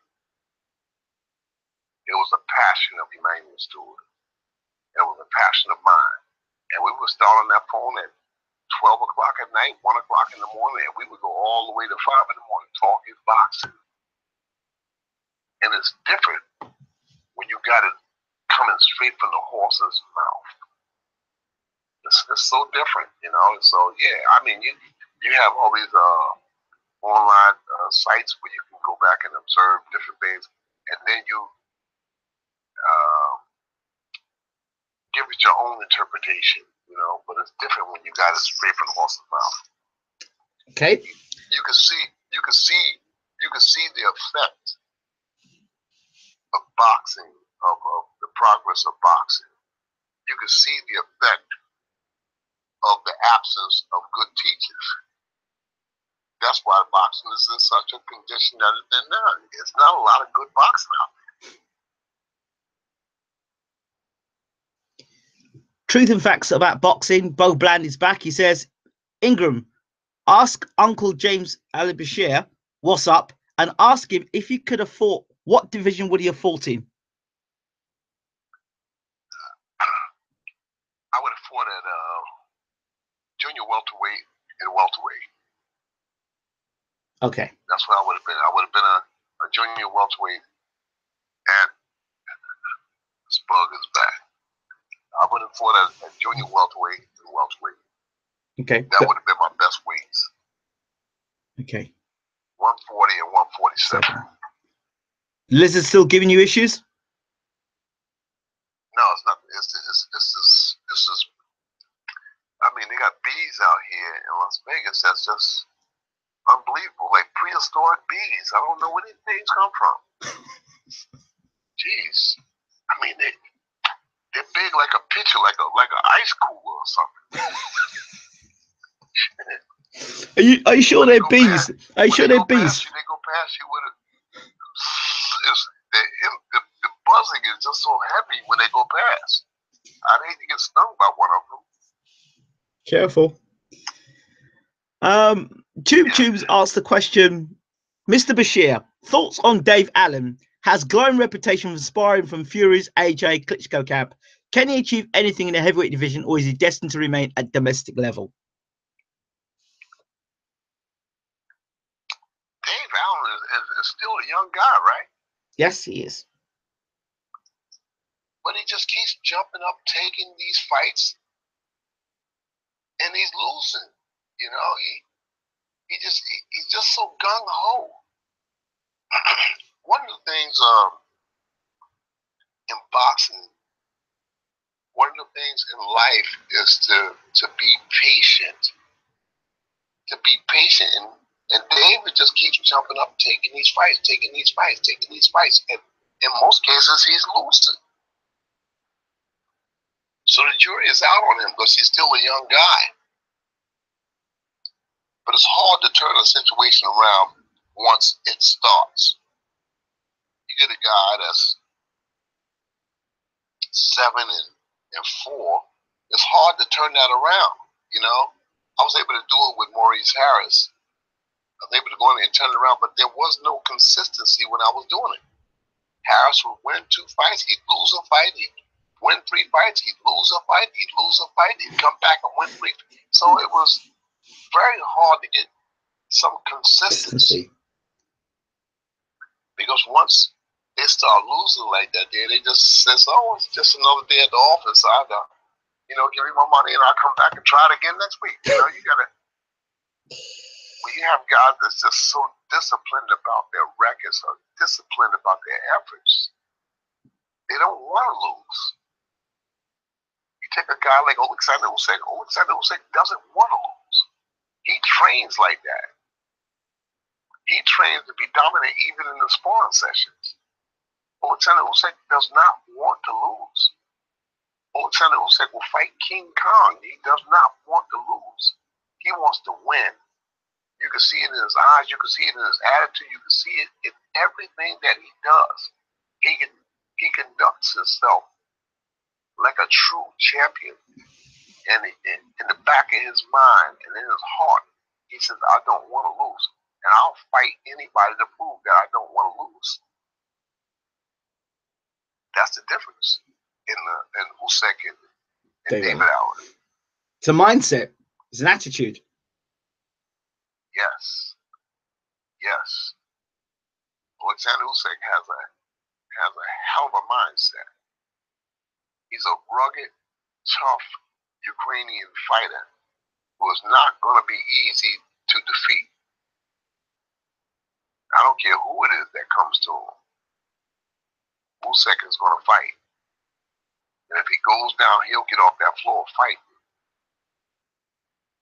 It's just a certain aura that Alexander Usyk has. There's a certain desire. There's a certain in-depth mentality that says, hey, if you're not here to die, you need to get out this ring. Because Usyk has that attitude that I'm here to die before I lose. Okay. Do you know who Tyrone Nurse is? Who? Tyrone Nurse, British fighter. Yeah. I saw him. I saw the kid. What is he? A light heavy? No, he's I think he's light welterweight or welterweight, something like that. Tyrone Nurse? Yes. Muscular guy, right? No, he's quite a slim guy, tall, slim guy. No, I got the wrong guy. There's another British guy. You're talking about Anthony Yard. You're talking about Yarde or Yard. Yeah. Yeah. No, that different guy, different weights. No. So Tyrone Nurse is a little tasty little fighter in the UK. He's experienced now. He's got little good fights on the inside, very well on the outside. Good little boxer, very good boxer. I think somebody that you might, knowing you and knowing how you think about boxing. I know he's a smaller guy, but certainly a guy that you'd appreciate his skill level. So I'll fill you in about him next time. Off camera. I've heard the name before. Yeah. I just got him and Yarde mixed up. Yes, okay, no worries. But I've heard Tyrone Nurse. I've heard him. Okay. No, I just haven't seen him yet, but I've heard of him. Okay. Punch? Is he a puncher? I think he's more of a work. He's not a big puncher. I'd say he's one who a cumulative effect. He's very skilled though, very classy, very skilled. Like a Mildred Taylor. Sort of. Fights well on the inside. Long, tall, long arms, from what I remember. I always mix up Skeet with Nurse. But yeah, I put it this way, I would be very comfortable sending him down to the Mayweather gym because of the sort of skills he's got. But he actually can box. He's got good boxing fundamentals. But we'll talk about him, we'll see, off camera. Here comes the next question. Mikey asks, have we ever had Sirenko on the channel? No, we've never done an interview of Sirenko. And would he come on for an interview of Uncle James? Well, yeah. I mean, Vlad Sirenko, he's running around this house up all times of night, walking around the house. I don't know what he's doing, why he's never where he's supposed to be. But Vlad Sirenko is a guy full of nervous energy. Just can't keep still. Always doing something that he got no business doing. He's a good guy. You know, he's a very busy guy. He just never where he's supposed to be at. I told him yesterday, you know, to be ready for this interview, and he just doesn't get up out of the bed on time. Wake him up! Wake him up! Hey! Tell him BWTM's on the phone. Yo! Soul brother. Come on, man. You're supposed to be on an interview here. Let's go. Get out the bed, man. That's how we roll. We're doing an interview, man. You got Ukrainian television here. People trying to hear from you. You in the damn bed. Man. Come on.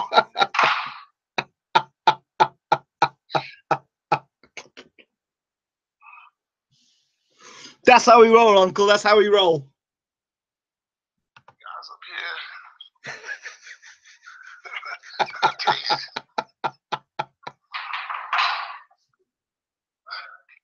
Oh, just come downstairs, man. breaking news in the Bashir household.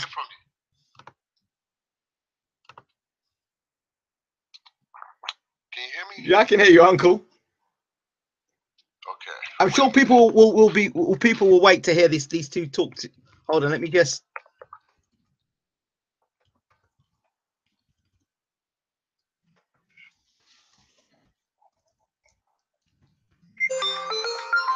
No, not now. Sorry. No, not yet. Hold on. Hold on. Just go. Hold on a second, Uncle. Hello, Russell. Not now. I'm in the middle of a live interview. Hello? I can't talk to you now, mate. I'll talk to you later. Okay, keep going.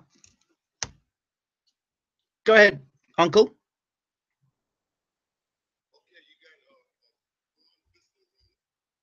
Hold on. You turn the volume up. Hello, it's Ruann Visser. How are you? Hello, Ruann. How are we doing, brother? Good, and you? I'm good. They've got people in the room. Quite a few people in the room now. So for those people who don't know who Ruann Visser is, Ruann, if you could just let people know who you are. I'm a professional boxer from South Africa, Johannesburg. I've got 13 fights now, and my record is 12-1. Okay. And I'm a heavyweight. Ruann, talk to people. Let people know what it's like for you, what it's like working with Uncle Bashir. It's a big privilege to work with Bashir. I think for me, he's the #1 coach in the world, and I would like to see him one day in the Hall of Fame because he definitely deserves it. Yeah, he's had a lot of world champions, and he's a real teacher. He's a real coach. You know, he takes you from scratch and he makes you a world champion. He's not like other coaches that when you're already a world champion, he takes you from scratch and make you a world champion. Okay. What are the things in particular that stick out in your mind that Uncle Bashir has taught you or is teaching you? I mean, he's one of the best analysts in the game. When you get into a ring, he can analyze you in 2 minutes. He can tell you what is your strong points and what is your weak points. And just been working with him this last year, he's changed a lot in my boxing skills and my boxing style. And you just have to believe in him because he knows what he's doing, and if you put your trust in him, he's going to make you a champion. Okay, fantastic. Let's talk about your last fight, Ruann. You had an interesting last fight. Talk to us about it. Yes, I'm not proud of my last fight. I was a bit sick in the last week before the fight. I wasn't feeling too good. I didn't want to withdraw from the fight. I still wanted to fight, so I wasn't feeling too good. But I learned a lot in the fight, and from there we can just keep on working harder for the next fight. But it's going much better now, and I'm feeling stronger. I lost about 20 pounds. I was 280 pounds, now I'm 265, 270. So I'm feeling much stronger and much faster. Okay.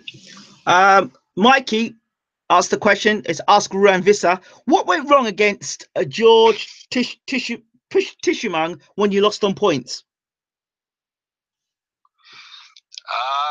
I didn't actually lose that fight. It was just a very bad decision because I knocked him down in the second round. It was a 6-round fight, so I knocked him down in the second round and I knocked him down in the fourth round. And round 5 and round 6, he was running away.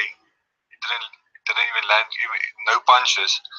So I think it was a really bad decision. And I wanted to rematch him for the last 2 years, and every time I want a rematch, they just decline. So, but I put that behind me now, and I'm just looking forward to the next fights. Okay. So how's it going with you in from South Africa now being in Las Vegas? What's it like for you in training camp? It's much better. The facilities is much better. Yeah, we've got very nice training facilities, and it also makes you more hungry to succeed in this game because I mean, Vegas is one of the biggest capitals for boxing. Everything, all the big fights happens here, so it makes you feel more hungry to to succeed and work harder. So it's definitely a good environment to be in. I understand from Uncle Bashir and from Bermain Stavern, you'll be sparring with Stavern next week. What do you hope to gain from sparring with Bermain Stavern next week? It's going to be a great experience. I mean, I have to get a lot of experience now, and sparring guys in the top 20 is definitely going to help you with getting more experience and to see in which level you are. I'm also going to spar Joseph Parker in the next 2 weeks. What does that feel like? Obviously, you're sparring a guy that was a former champion, and now you're fighting a guy who is a current champion, and they both know what the world champion means. What does that mean for Ruann Visser when he gets in the ring and spars with them? Do you get overawed because you're sparring guys who are world champions and you may have admiration for, or does the light switch off and you're pretty focused on what you need to do? I've sparred with Vladimir Klitschko. I've been 2 camps with Klitschko. Wow. So I'm used to sparring with guys that have been world champion. But once you get in the ring, you forget about who the guy is. And you just try and analyze what you can do to have good sparring and how to improve yourself. Because at the end of the day, you're not doing it for him, you're doing it for yourself. Because you want to become a better boxer and you want to learn from him. So when you're in the ring sparring, you only think about yourself.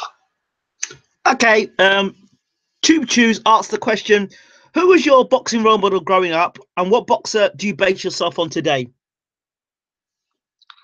I always liked Lennox Lewis and Klitschko. They've always been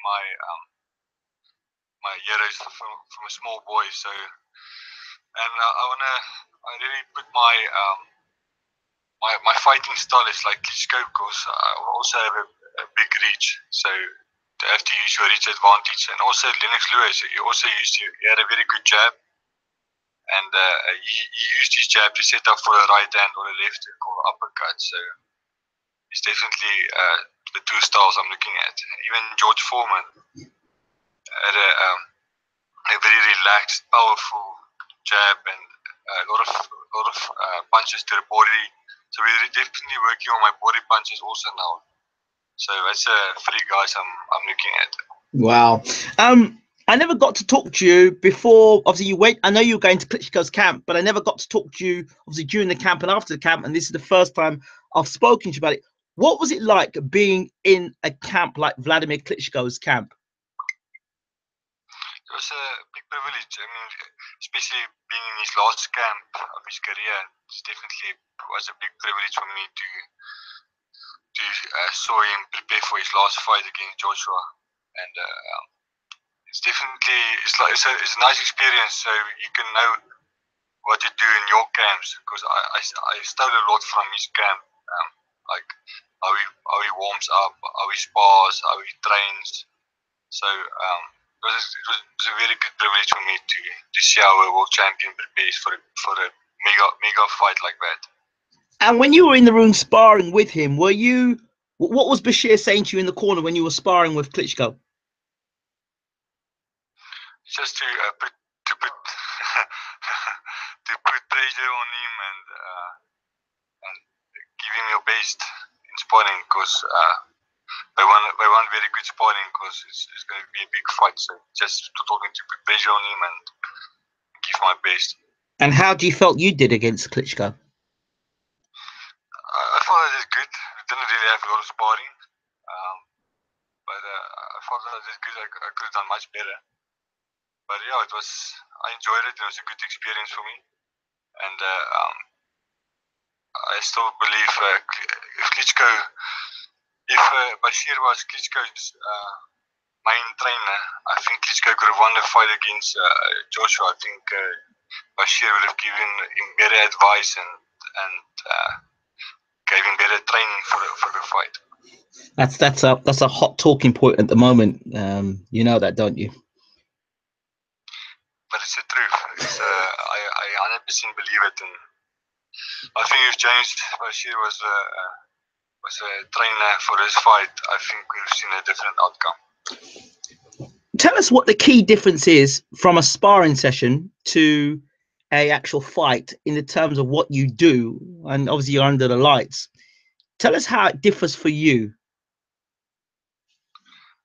If you don't do it in a sparring, you're not going to do it in a fight. So I 100% believe what you do in sparring, what you're doing in the training camp, you'll do it in the fight. If you do it every time in sparring, if you're not going to do it in the sparring, you're not going to do it in the fight, because it's much more difficult in the fight. All the pressure, the light is on you, the TV cameras, and you don't want to lose a fight, so you have to do it in sparring. Okay. Mikey asked the question, what is it like working with James Bashir, who's one of the world's finest and with so much experience? Has he added parts to your game that he saw from Vladimir Klitschko's style?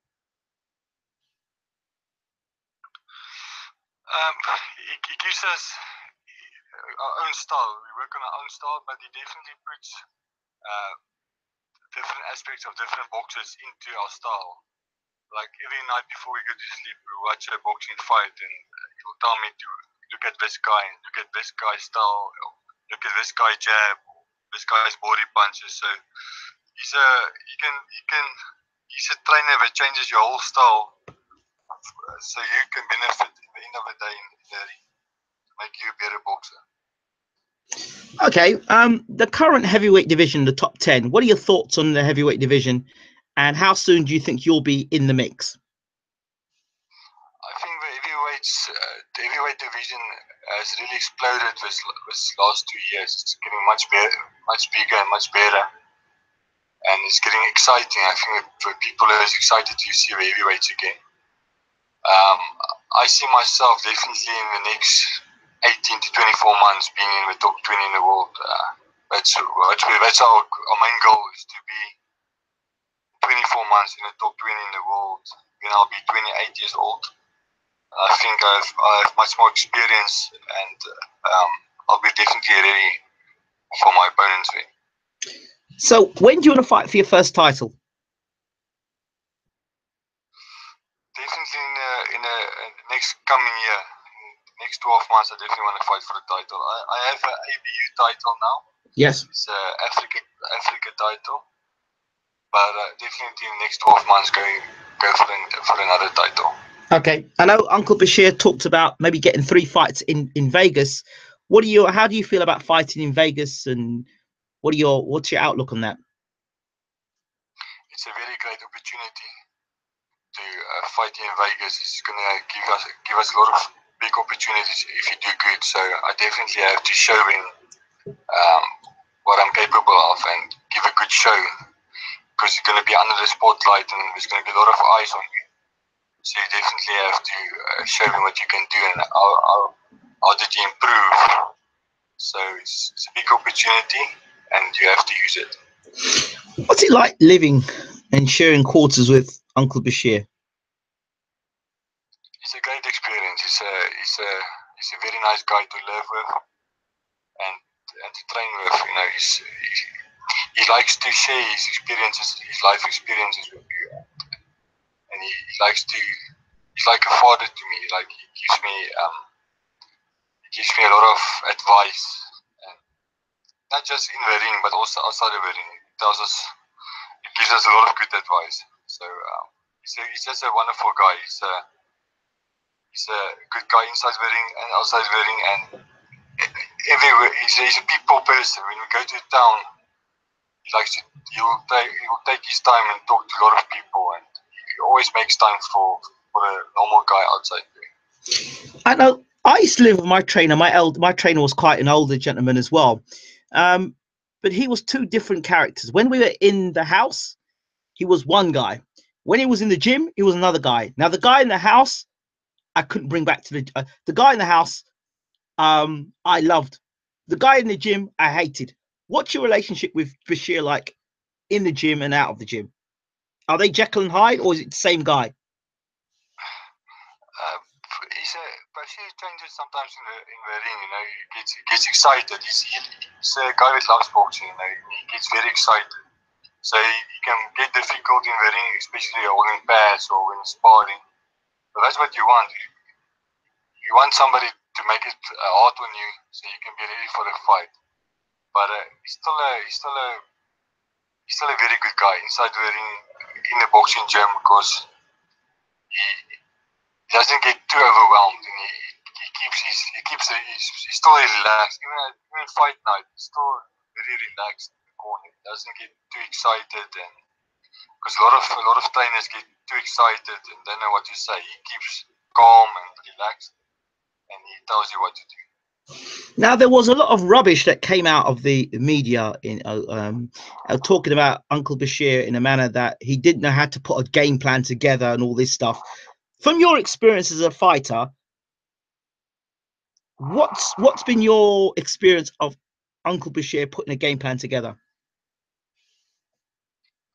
He's a great analyst. He can definitely put a great game plan for you to win a fight. He can change, even after round one, if he sees things went difficult, he can change the whole game plan and tell you exactly what to do so you can win the next round.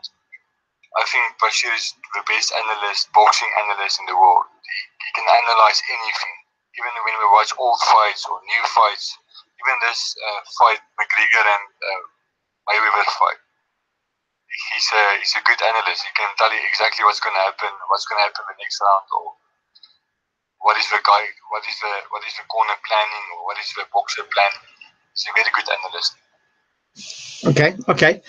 The other gentleman that you work out with, Vlad Sirenko, what's been it like working with Vlad Sirenko? He's a young guy, and he's got a lot of experience, a lot of big amateur background. So he's a very good boxer, and we've sparred a few times, and he's definitely going to help me with my career, because he's about 6'4", so a lot of my opponents is going to be 6'4", and he's a fast heavyweight. He's a really fast boxer. He's definitely going to help me to improve my game to be much faster, and he's a very good puncher. So I'm going to have to work on my defense. It's a very good combination. I'm also a good combination for him, because he's going to fight taller, bigger guys in the division. Right. And I mean, I'm 6'9", so it's a very good combination for each other. I think we can help each other to become champions. Okay. What's your thoughts on Bashir as a fighter, and will he beat Dominic Brazil? Yes, I think Bashir will beat Dominic Brazil. I think he's a better puncher, and he's a more consistent boxer than Brazil. I think Bashir is a big guy. He's a strong guy. He's a bit slow. I think he's a bit slow, but I think he's a bigger puncher than Brazil, and I think he's a better boxer than Brazil. I think it's going to be. I think Bashir is going to win this fight. Okay, you're going to get to know how slow Bashir is when you spar him, and then obviously you can let us know afterwards how slow he actually is. Yeah, I haven't sparred him yet, but next week we're going to spar. I don't think he's like really slow, but I think he's definitely a slower boxer than the other guys in the top 10. Okay, let's get me. But I'll definitely let you know after sparring when I'll be able to tell you is he strong, is he fast, when I can exactly tell you what type of sparring he gives you. We look forward to hearing from you on that. When is your next fight, and would that be in the US or elsewhere? Oh no, we know your fight's going to be in the US because you're currently in the US. This is somebody's just joined us. Do you know when your next fight will be? We know you're in Vegas. We know your next fight will be in Vegas. Do you know when the next fight will be? It looks like it's going to be the first or second week in October. That okay. Is what we are planning for. The first week or second week in October. We're not 100% sure yet, but it looks like it's going to be in the beginning of October. Okay. As a tall guy, asks Mikey, what type of punch do you like the most? I like my jab because it's an offensive and defensive shot. You know? I think I've got a pretty strong jab, so I can work on the defense with it, and it's a good offensive punch. And then I like my right hand. I think I've got a good strong right hand, and Yeah, I like my straight punches to keep the guy out of my reach, and then countering with a straight right. And we are working very hard on my body punches now. I think the next fight I'm going to show a lot of body punches. I think that's going to be a key aspect in my career. At this point of your career, what sort of opponents do you want to be facing? Whatever my coach and my promoter puts in front of me, when they say I'm ready for this guy, I 100% believe in them, and I'm just working hard in the gym, trying to improve every time, because I don't have amateurs, so I have to work hard in the gym and a lot of sparring to become a better boxer. Right. What was the biggest thing you took away from the Klitschko fight? Sparring with him, of course.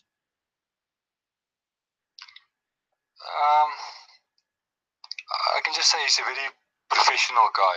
Everything that he does, he's professional. The way he walks in the gym and the way he walks out of the gym, everything he does it 100%. He's a really hardworking boxer. I mean, you could see the great shape he was. I think it was the lightest that he came in a few years. He was in really good shape. So he's a very hard worker. So that's why I'll definitely I want to work hard in the gym. I want to give every time you go into the gym, you have to give you 100%. Okay. Adam Scott asked the question: would you fight David Price? I think David Price is definitely an opponent that we'll look at in the next coming fights, because he's not the same boxer that he was a few years ago. I think all those knockdowns that he had definitely made him vulnerable for our hungry boxers. So definitely in the next 5-6 fights, I would like to fight a guy like David Price. Okay. Black Klitschko Deutschland says, best punch for a tall guy is the jab, if he also has long arms, and he should be taught how to vary his jab, creating a new look so that the opponent doesn't time your jab and counter. What are your thoughts on that? Yes, a jab is a lot of different types of jabs that you get: offensive, defensive, and also how to counter it. Like you can give a fake jab, or you can shake with your jab. A jab sets up for the next punches. If you have a good jab, you can all your combinations can come from the jab, and then after the combination, you can throw your jab again for defense. Okay. Mikey asks, has Uncle James added body shots to your arsenal since he previously spoke about wanting Klitschko to go to the body in his fights? Yeah, this last week in the gym, we've been working very hard on body punches. Left body punch, right hooks to the body, uppercuts to the body, straight right to the body, jab to the body.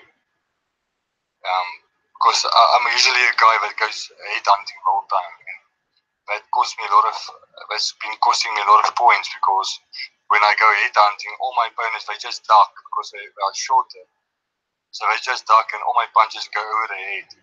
So now going to the body, I'm breaking down the body, so the hands are going to go down and then the head's going to be open. So this last week we've been working very hard on body punches. Okay. How do you rate Klitschko's punching power? I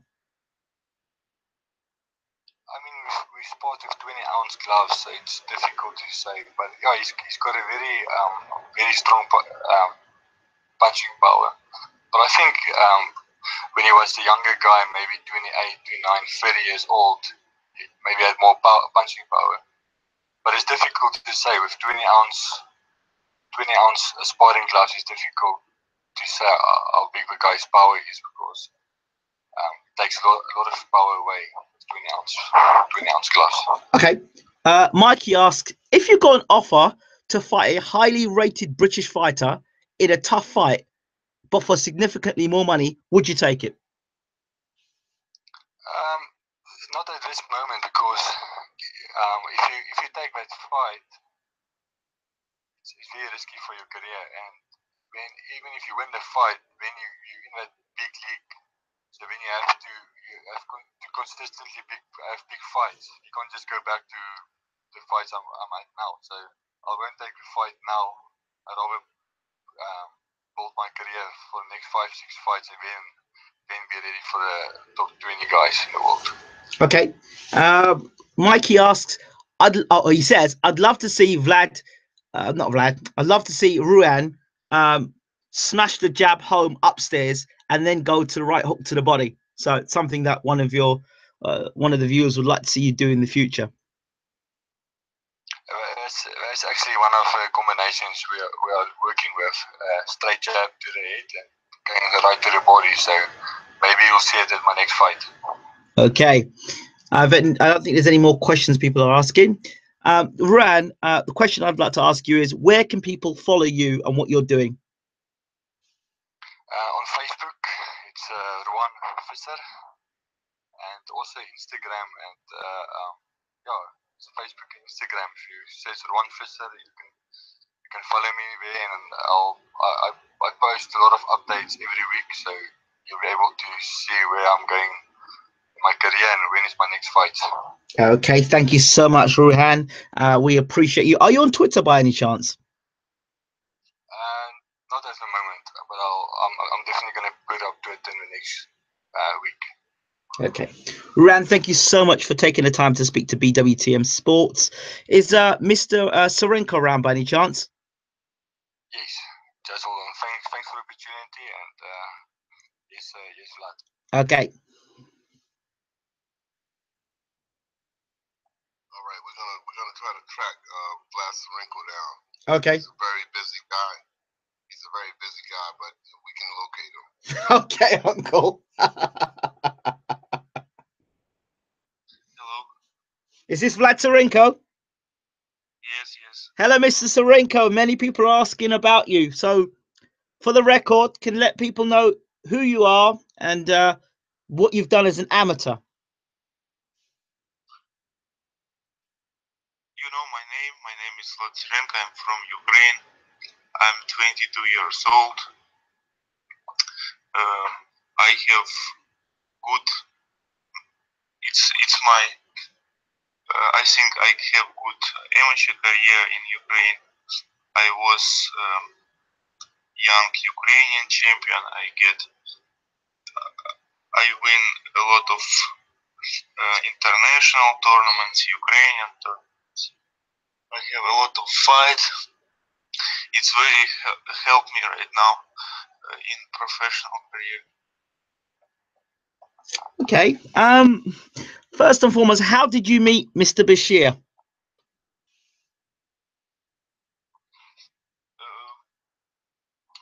I liked working with Bashir because Bashir,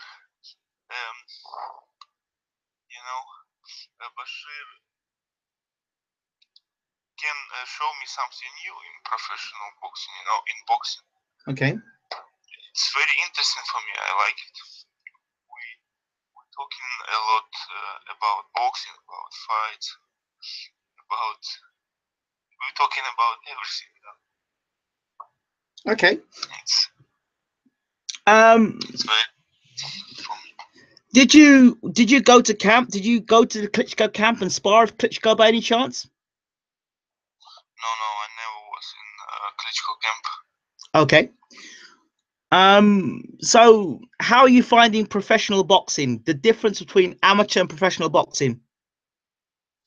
Yeah, of course, it's very big difference, but especially for me, I think in professional boxing, it's my big dream. Amateur career, it's like I prepare myself to pro career. I really enjoy my professional career. I wanted to be very good boxer. I working hard for this, Okay. What are you working on with Bashir at the moment?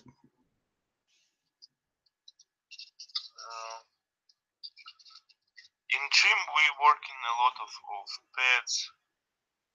We working in heavy bag. We working in shadow fight. Bashir stay looking everything, talking what you need to do, what you doing like not good, you know. He helped you in every moment. Okay, okay. So how do you feel? How did you feel when people in Ukraine didn't want to get promoters and managers didn't want to work with you, but Bashir did? How did that make you feel? I feel good because you know, right now it's very tough life in Ukraine. Not only boxing going bad, everything going bad in Ukraine.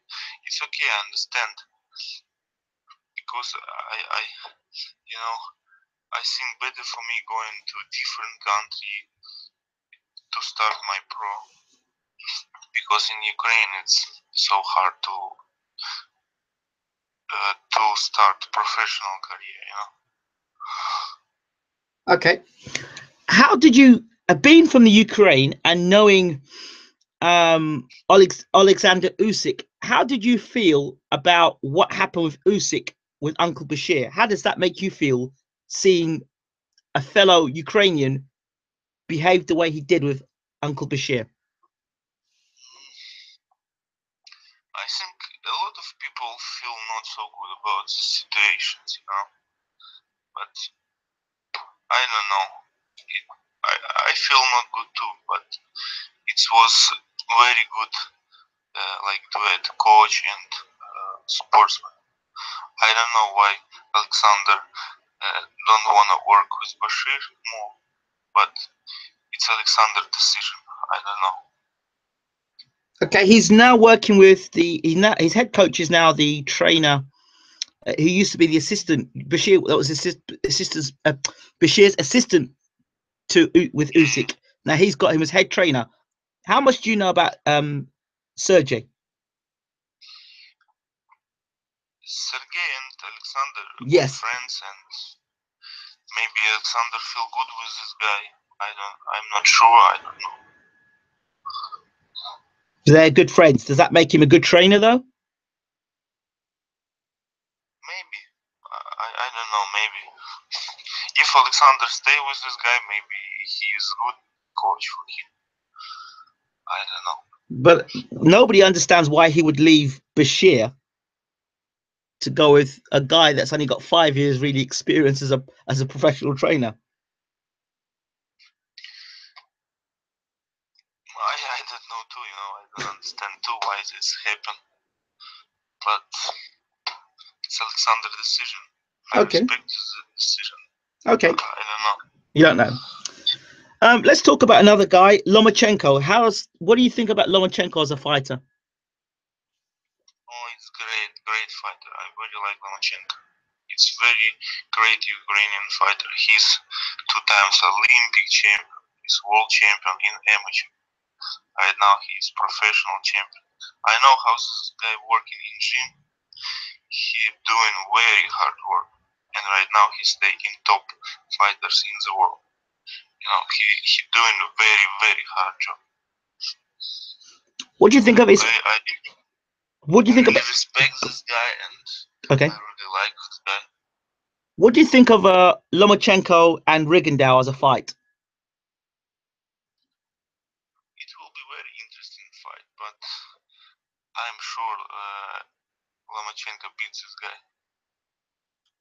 Why? I think Lomachenko will beat everybody. Is it just because he's as somebody from the same country as you, or you just think he's that good a fighter? It's same country, but he's very good fighter for me. I really know how hard working this guy with gym. You know, I'm sure he can beat everybody right now. Uncle Bashir says that you're a very busy man. You're always busy doing something. Is this true? Yeah, it's true.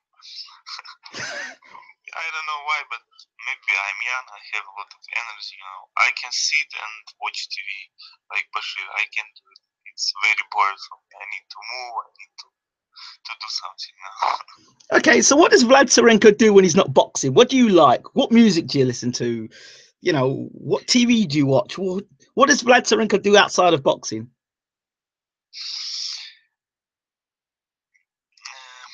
I like different kind of sport games. We play in basketball with friends. We did a lot of. Sometimes we play PlayStation. Sometimes we talking. Sometimes we watch TV. Sometimes we go into shops. Everything. Sometimes I can sleep after hard training. Okay. So obviously you've had what, 4 fights now? Is that Vlad? No, only 3 fights. 3 fights. So you've got a 4th fight coming up soon. What have you learned in those 3 fights? Sorry, ask again. What have you learned in those 3 fights? They've been quite quick, but what have you learned in those fights?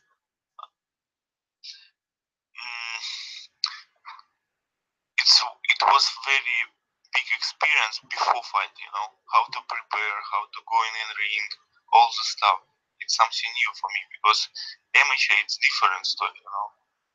Professional it's like more show. You need to represent yourself, you know, all the stuff. But in fight, it was very quick fights for me. It was like my target. I didn't want to play. I just go in the ring. We don't joking when we go in the ring, you know. We just, I just did my work.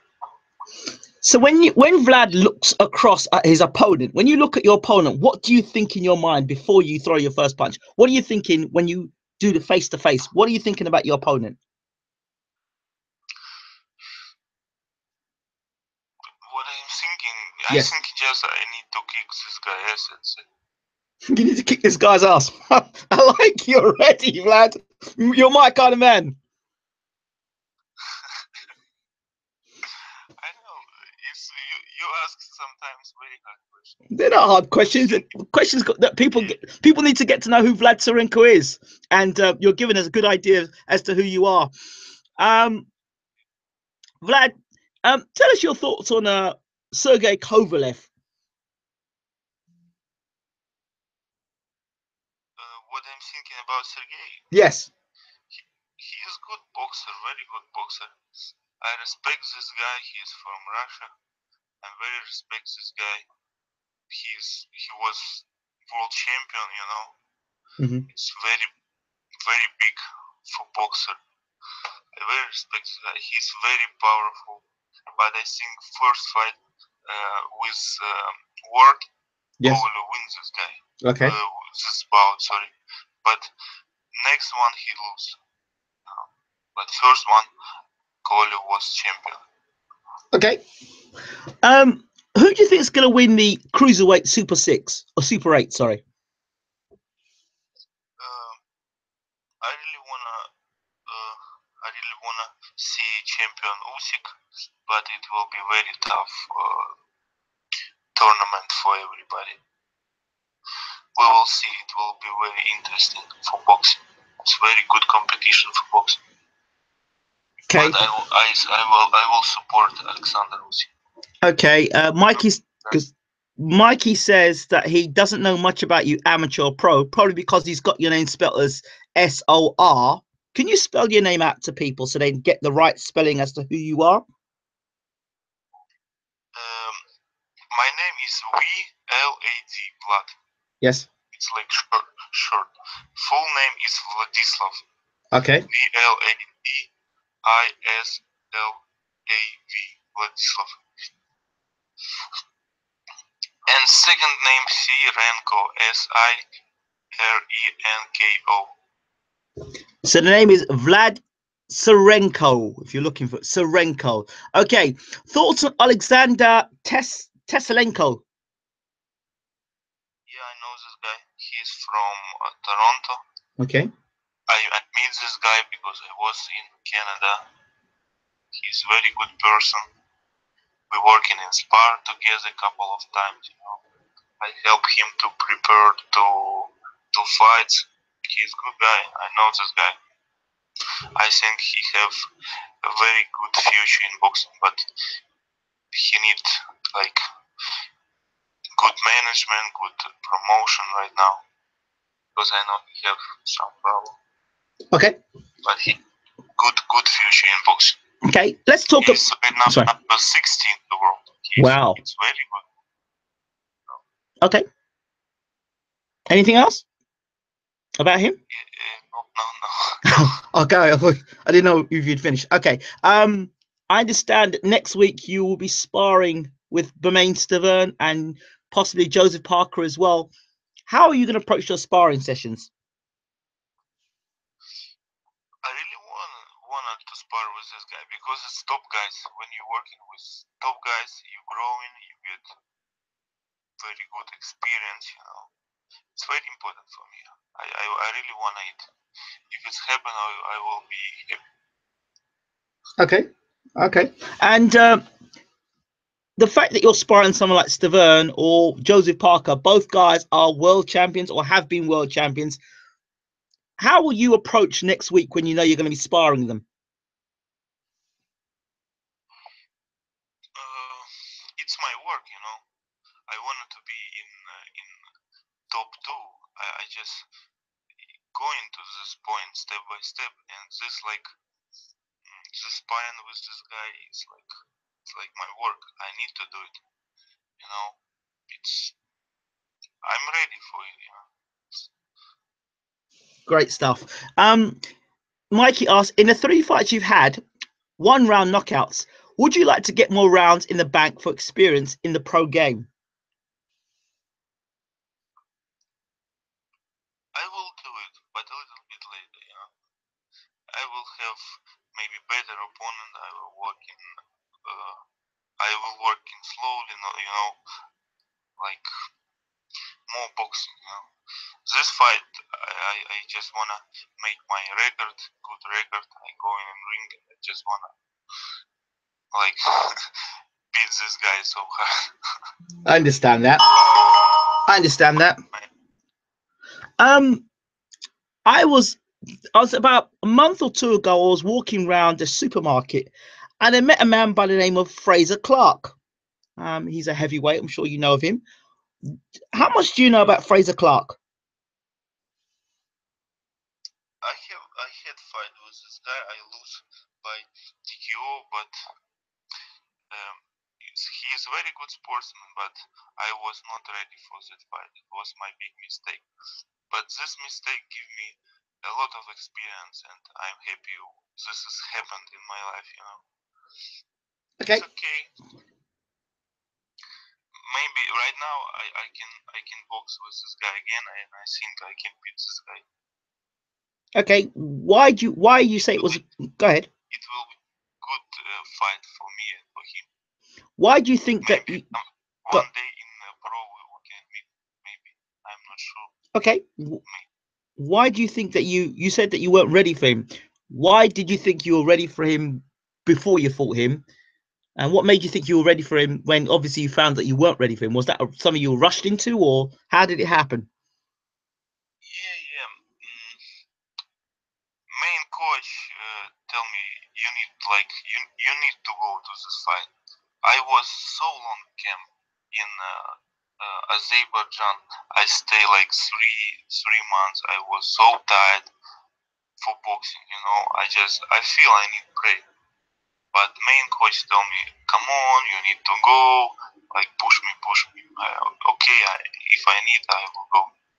But it's okay. I'm very happy it's happened. You know, because it's given me so big experience in my life. How do you learn from that? You get a TKO. What? How did you come back from that in your mind?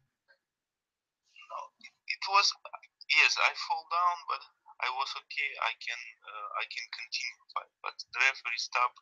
It was a referee decision. I'm not sure it was not good, but I'm fine. I understand it's like part of my work. I get up. I say myself, I don't want to see again myself on the floor. I need working hard. It's give me a lot of motivations to work. Okay, I'm gonna ask you one more question, Vlad, and it's about your career in terms of fast tracking. Uncle Bashir said he's not going to mess around with you. He's going to put you in tough fights a lot quicker than Ruann Visser because of your amateur experience. What are your thoughts about that? If coach single this way, it's good. Okay, no problem. I'm ready because I really have good experience in my amateur. I have different kind of fights, tough fights, easy fights with tall guy, with short guy, with everybody. I think I'm ready for tough bouts. But it's my age. I'm only 22 years. We need to think it's smart decision or not smart. If it's smart, we go in, no problem. When you fight, if somebody didn't know how you fought, who would you think that you fight similar to your style? My style, I don't know. I like a lot of boxers, heavyweights, middleweights. I'm looking for this guy. I look in the style, and I try to make my style, Right. But I like something from Tyson, something from Holyfield, Yes. something from Usyk, something from Lomachenko, I like Canelo style, like this, and I try to make my own style. Bashir compared you to a bit of Tyson and a bit of Holyfield. What do you think about that? It's good because I like these boxers, I like working inside, like Tyson. I like working outside. I like how looking Holyfield, and I don't want to copy this guy, but I wanted to copy part of work, how this guy working in it. It's very interesting for me. Okay. Final question. How long do you think it's going to take you to become heavyweight champion of the world? I don't know. It's question not for me. Yeah. To make plans sometimes it's not good. I will do all my best for it, but we will see. Vlad Sirenko, thank you so much for talking to BWTM. How do people follow you? Just Vlad, VLAD. Now, where are you? Are you on Twitter, Facebook? Facebook, I don't understand. Yeah. You can find me just my name and my surname, Vlad Sirenko. You can find me in Facebook. Okay. And Instagram. Okay. There is a guy on Facebook called Vlad Sirenko, but I don't know if it's you. There's somebody else who's got an account that says it's you, but says he's not you.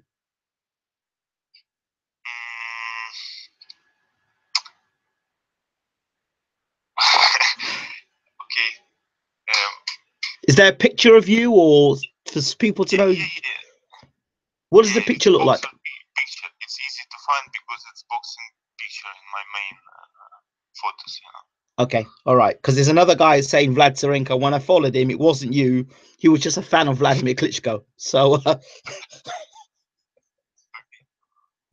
Okay. Thank you so much. Thank you so much. And we look forward to speaking to you very soon, Mr. Sirenko. Thank you. Bye-bye. Thank you. Hi, here's Ruben Visser. Ah, Ruben Visser.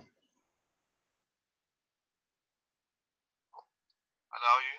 Good evening, Mr. Ruben. How are you? Good, thanks. Everything's going good. For those people who don't know who Ruben Visser is, can you just give us a little bit of who you are, background?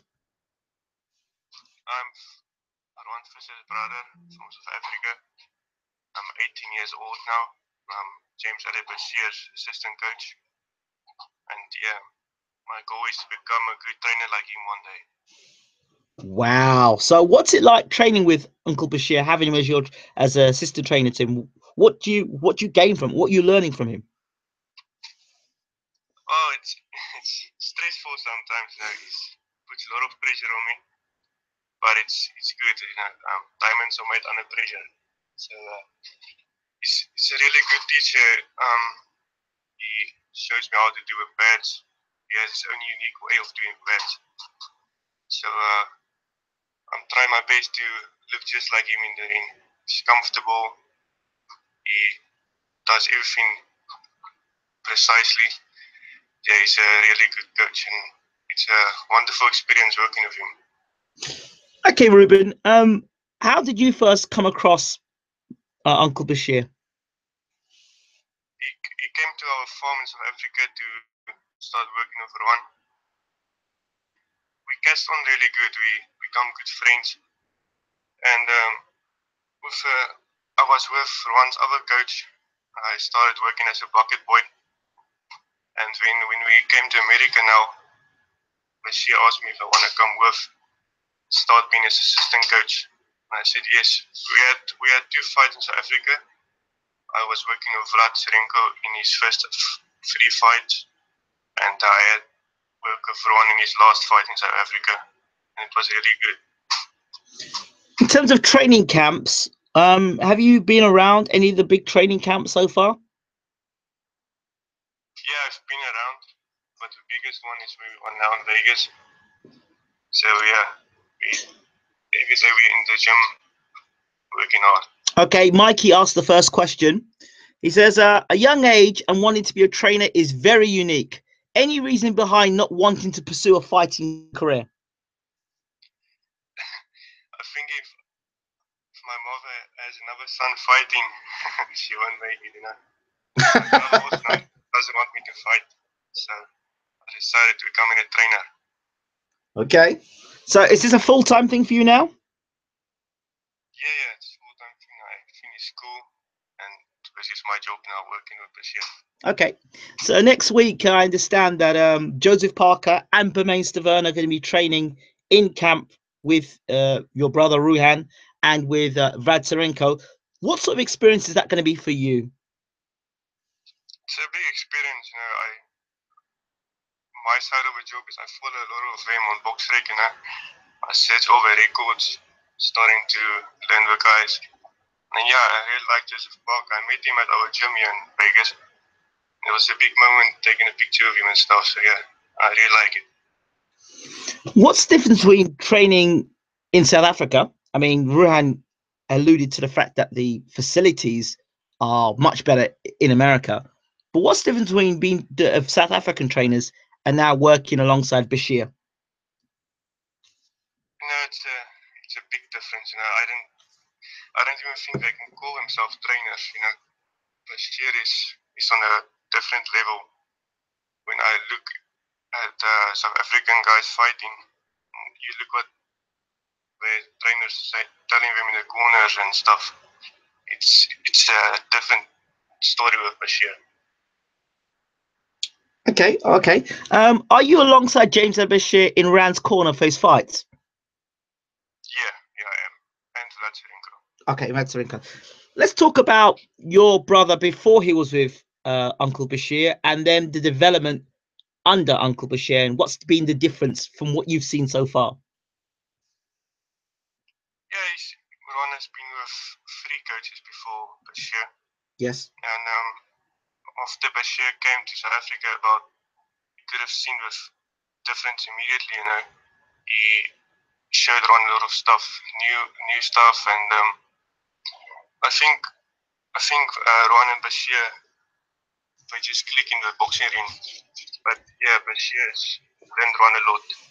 Ruann has improved a lot. I'm excited for a few fights coming in Vegas. I think everyone will see a big difference in Ruann. Okay, I know that Ruann had a really sticky patch in his last fight. Talk to us about how you saw it from the corner in Ruann's last fight. Yeah, it was a straightforward fight. I think we took the fight a little bit lightly. It was also difficult because there was a lot of fighters lined up for this fight. You know, we got a new fighter every day or every week, and we only found out the guys itself for a few hours before the fight. And but Bashir made good adjustments. We don't really have any excuses for the fights, but Ruann was a little bit sick before the fight. He was struggling with the warm-up and stuff, but we needed to fight. But it was a good fight for the fans. A lot of fans like the fight, seeing what Ruann has hard to do it, you know. Staying up after the knockdown, knocking the guy out. It was a really good fight. What did you feel like when you saw your brother going down and then in a real dogfight? What were your thoughts going through your mind? Yeah, it was hard, you know. It's not easy seeing your brother going down. But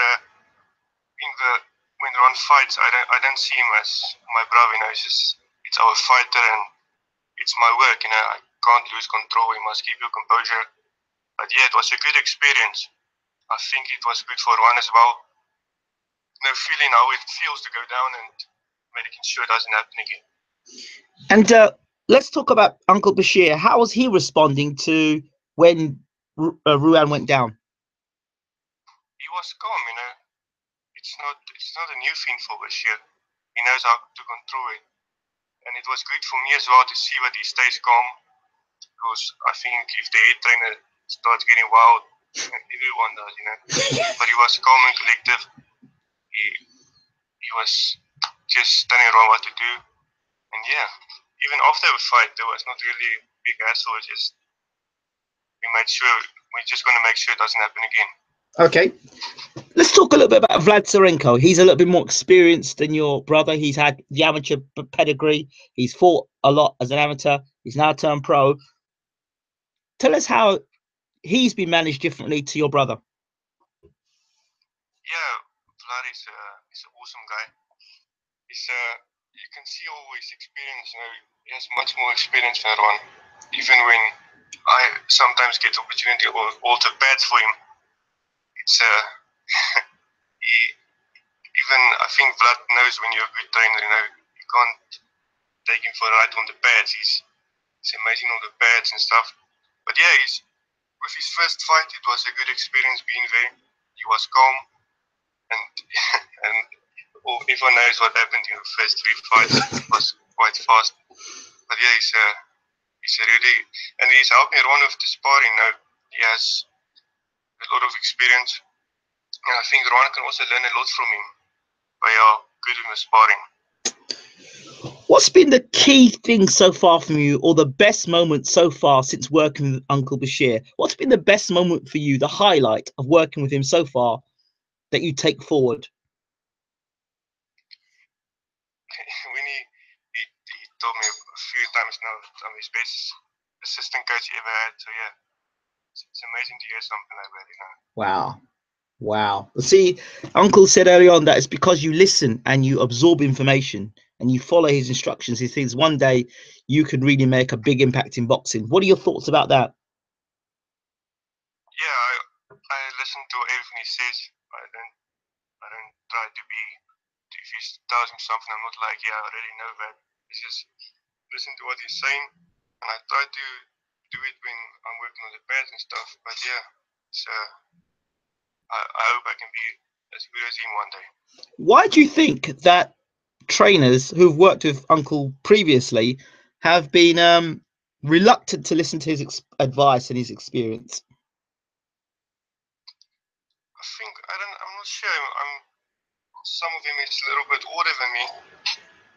I think it's because I'm a lot younger. I understand where he's coming from, but it can be a little bit hard on you in the boxing gym. But you must take it in the right way, you know.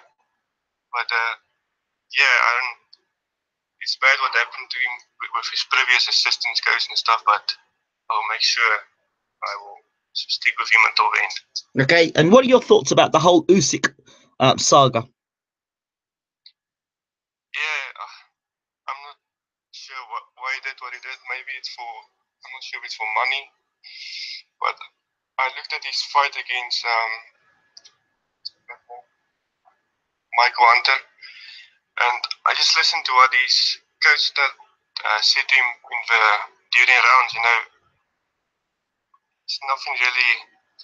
He didn't really tell him instructions what to do in the fight.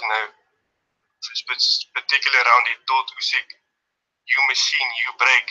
I don't think that's something that will fight it during a fight. The cheerleading then. Yeah. Well, I mean, I heard Teddy Atlas in one corner saying that we're firefighters. We put out fires or something like that. Like, what? I don't know. There are trainers that get away with it, and some trainers who clearly don't get away with it. Yeah. But we will see what happens now.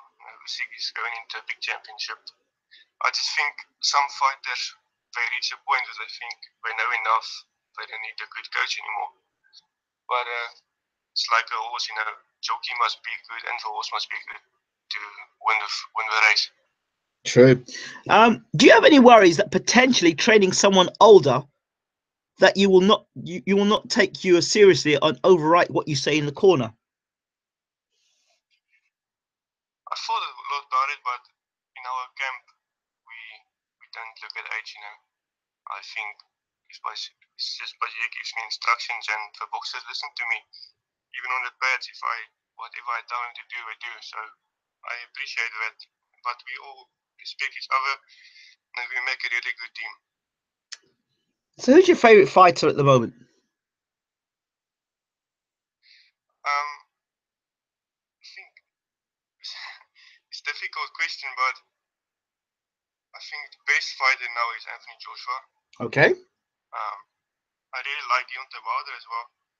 Okay. I think he's a little bit underrated for the people, but he's a good fighter. I'd like to see Wilder fight Anthony Joshua. Oh, It interesting. will be a big fight. Okay. Any thoughts on the upcoming fight between Bermane Stiverne and Dominic Breazeale? Do you know both guys? I know both guys. I watch all their fights. I think Stiverne will take the fight. I'm not sure about knockout. Maybe we'll go by rounds. Yeah, I think that's all will happen. Okay. Golovkin versus Triple G. No, Canelo versus Triple G. Yeah. It's a 50-50 fight. It's a real big fight. I think everybody should be speaking about this fight. Yep. I think this type of stuff happens once in a lifetime. But my brain says Golovkin, my heart says Canelo. So we'll see what happens. Okay. We're just going to close now. Mikey says, who actually didn't know until today, Mikey, who's been, an avid listener and watcher of our channel, he admitted today he's 18 as well. So he says, as long as you work hard and learn your craft alongside Uncle James, you will succeed, my friend. Rooting for you. Okay. Ruben Visser, thank you so much for talking to BWTM. Are you on Twitter? I'm on Facebook and Instagram. Okay. Also just Ruben Visser, both of them. But all of us will get Twitter soon. Okay, Ruben, thank you so much for talking to BWTM Sports. Thank you, it's a pleasure. Yes, Bashir. Thank you. So there you have it. This is our training camp. Okay. We like to keep it small. We want to try to keep it small throughout the time that these young men are performing their careers. We like to keep this circle small. I love my assistant trainer. I love him. He's the best that I've had, and I say that emphatically.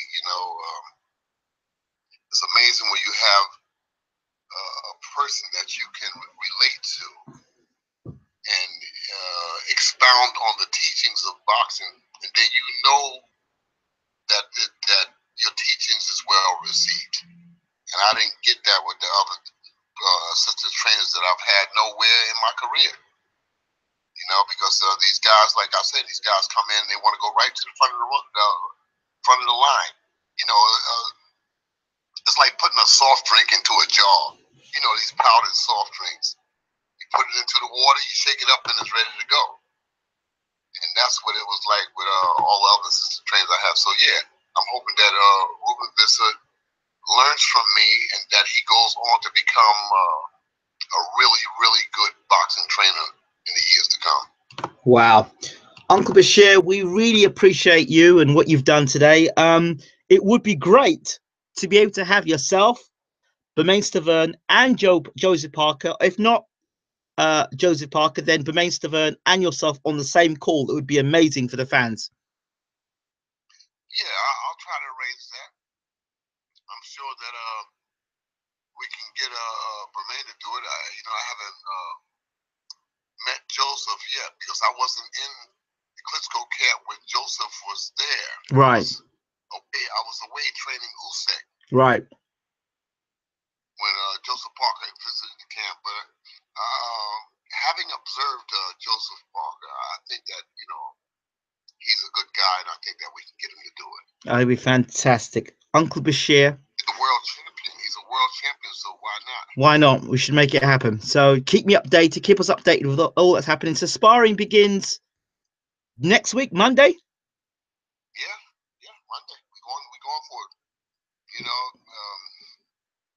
We've been out for a while since we left South Africa, but we'll get back into the fray of things once the sparring starts. Once you get hit, then your senses will heighten, and you'll do good or you'll do bad. Okay. Do you have any thoughts before we close about the sparring sessions with Ruann Visser and Stavern? And I'm really more interested in how Vlad Sirenko does with Stavern. I'm really interested in that sparring session.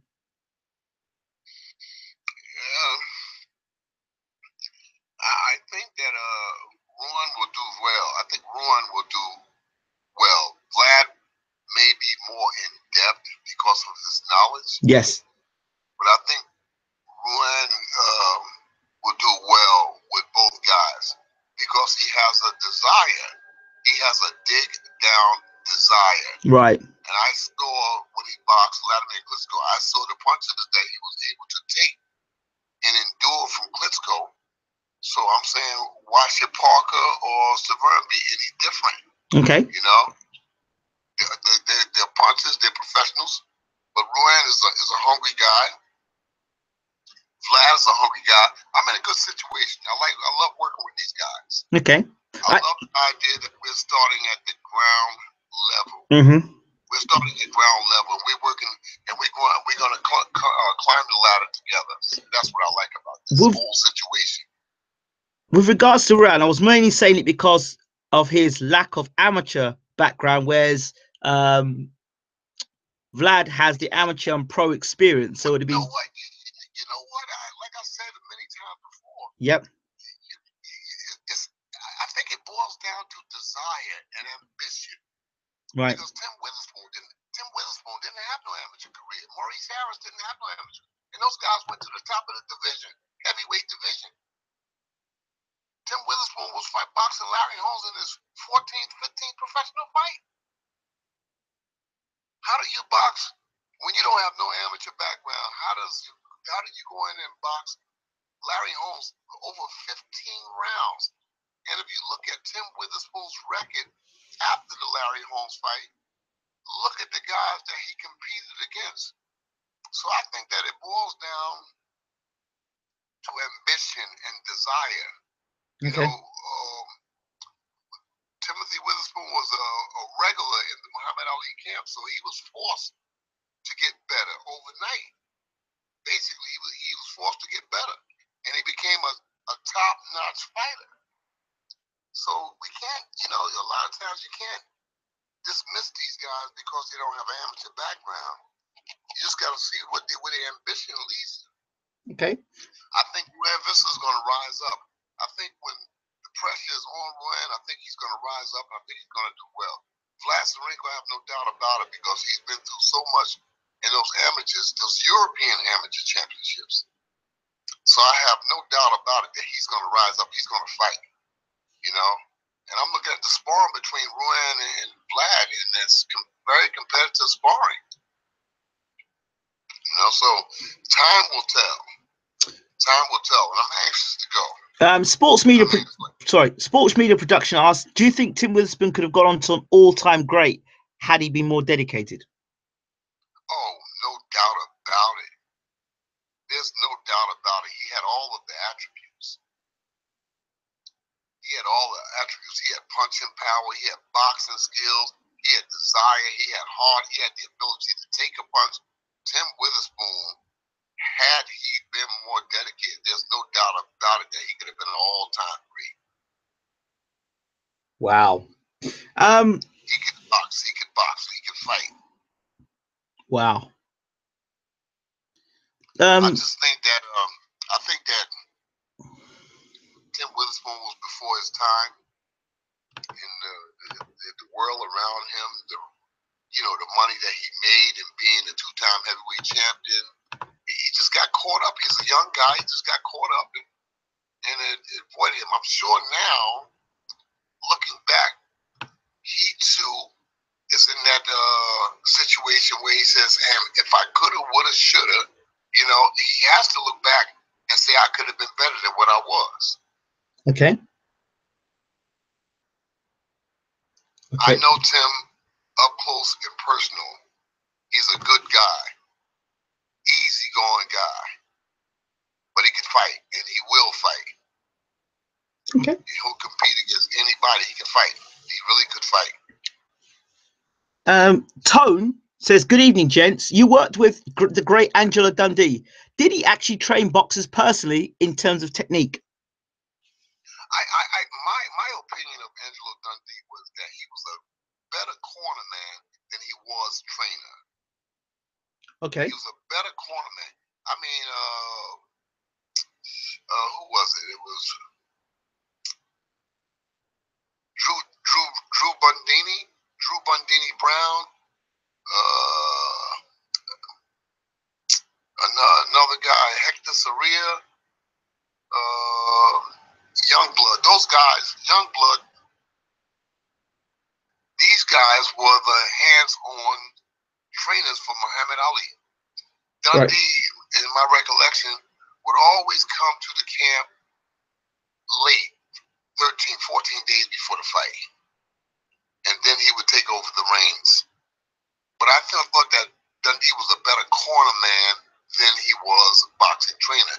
And for those people in the listening audience who do not understand that, is that a good corner man knows when to make a left turn, when to make a right turn, when to put the foot on the brakes. They can give good directions at critical times in a fight. As in the Ray Leonard, Tommy Hearns fight, you're blowing a kid, He knows what to say, when to say it, how to say it, and get his point across to the boxer. So I think that Angelo Dundee was a better corner man than he was boxing trainer. Okay. Do you think Errol Spence will become the best welterweight in the world? And did you follow his career in the amateurs? Asked Adam Scott. Yeah, I followed his career as much as I could in the amateurs, and I think that he has the tools to become the best welterweight in the world today. Okay. I think he has the tools. He reminds me of a polished Pepino Cuevas. Okay. Because he's reckless. His aggression is reckless. His aggression states to the person that he's in the ring with is that I'm coming, and there's nothing that you can do to stop me. I'm a wrecking machine, and I'm coming. And it's much like the old Pepino Cuevas. Cuevas was an aggressive guy that could punch, and he didn't care what you offered in the way of resistance. He was determined to get you, and Errol Spence reminds me of that, but only that Errol Spence is more polished. Okay. Let's see. And he's a big welterweight. He seems to be a big guy. Yeah. Very powerful guy. Very powerful body puncher. And I like that about him. He's very studious in that he's a good, solid body puncher. I like Earl Spence. I like the Charlo brothers. Yeah, I like them too. What do you think of Derek James? Derek James, you trained Spence. I like their habits. Yeah. The habits that they have in the ring, you know? Not just the boxing style, just the habits. They have very professional habits. Yeah. But isn't that down to the trainer, though? Yeah, I mean, James is doing a good job with those guys. You know, he's doing a good job with those guys. From what I can see, he's a very good trainer. He does seem a very good trainer. Underrated. Very underrated. Yeah, I mean, I like him. I like what he's doing with the fighters. That is the Charlo. Which one? I don't know which one of the Charlos because I can't tell them apart. Yep. You know, I like what he's doing with the Charlo and the Smiths fighters. I like what he's doing with them. I like their habits. They're very professional, very basic stuff that he's teaching these guys, and they stay with it throughout the fights. So yeah, I like it. I like him. Okay. What do you think was the ultimate reason? This is from Bo Bland. What was the ultimate reason why Vladimir Klitschko decided to retire? Well, I think that, you know, he went out on a good note. He probably looked at his career. He probably sat back and said, you know, I don't need this anymore. You know, this is another day, and these young men are coming, and it's not going to get better for me. You know, it's going to get harder for me. You know, and he showed his intelligence by saying, you know what, I'm calling it a day. I'm out. And rightfully so. If more boxers were that disciplined and that studious, you'd have less fatalities in the sport. Boxing is a young man's sport. Even though they have older guys that's still hanging around, boxing, in all intent and purposes, is a young man's sport. So I'm saying if you haven't made your mark by the age of 34, 35, it's time to pack it in and get out. I know that there are boxers out there that will dispute what I'm saying, but my thinking is I've been around the sport a long time, and you don't get better. You have to struggle harder when you get older. So the time to make your mark is when you're in your 20s and your early 30s, and after that, it's time to walk away. Okay. Adam Scott just adds with reference to Spence. He goes, Spence definitely brought the art of body punching back to that division. Horrible to take that damage over 12 rounds to the body. What are your thoughts on that? He's right. He's right. I mean, Earl Spence is very studious, very disciplined, very focused, and he takes a house apart brick by brick, the old-fashioned way, and I like that.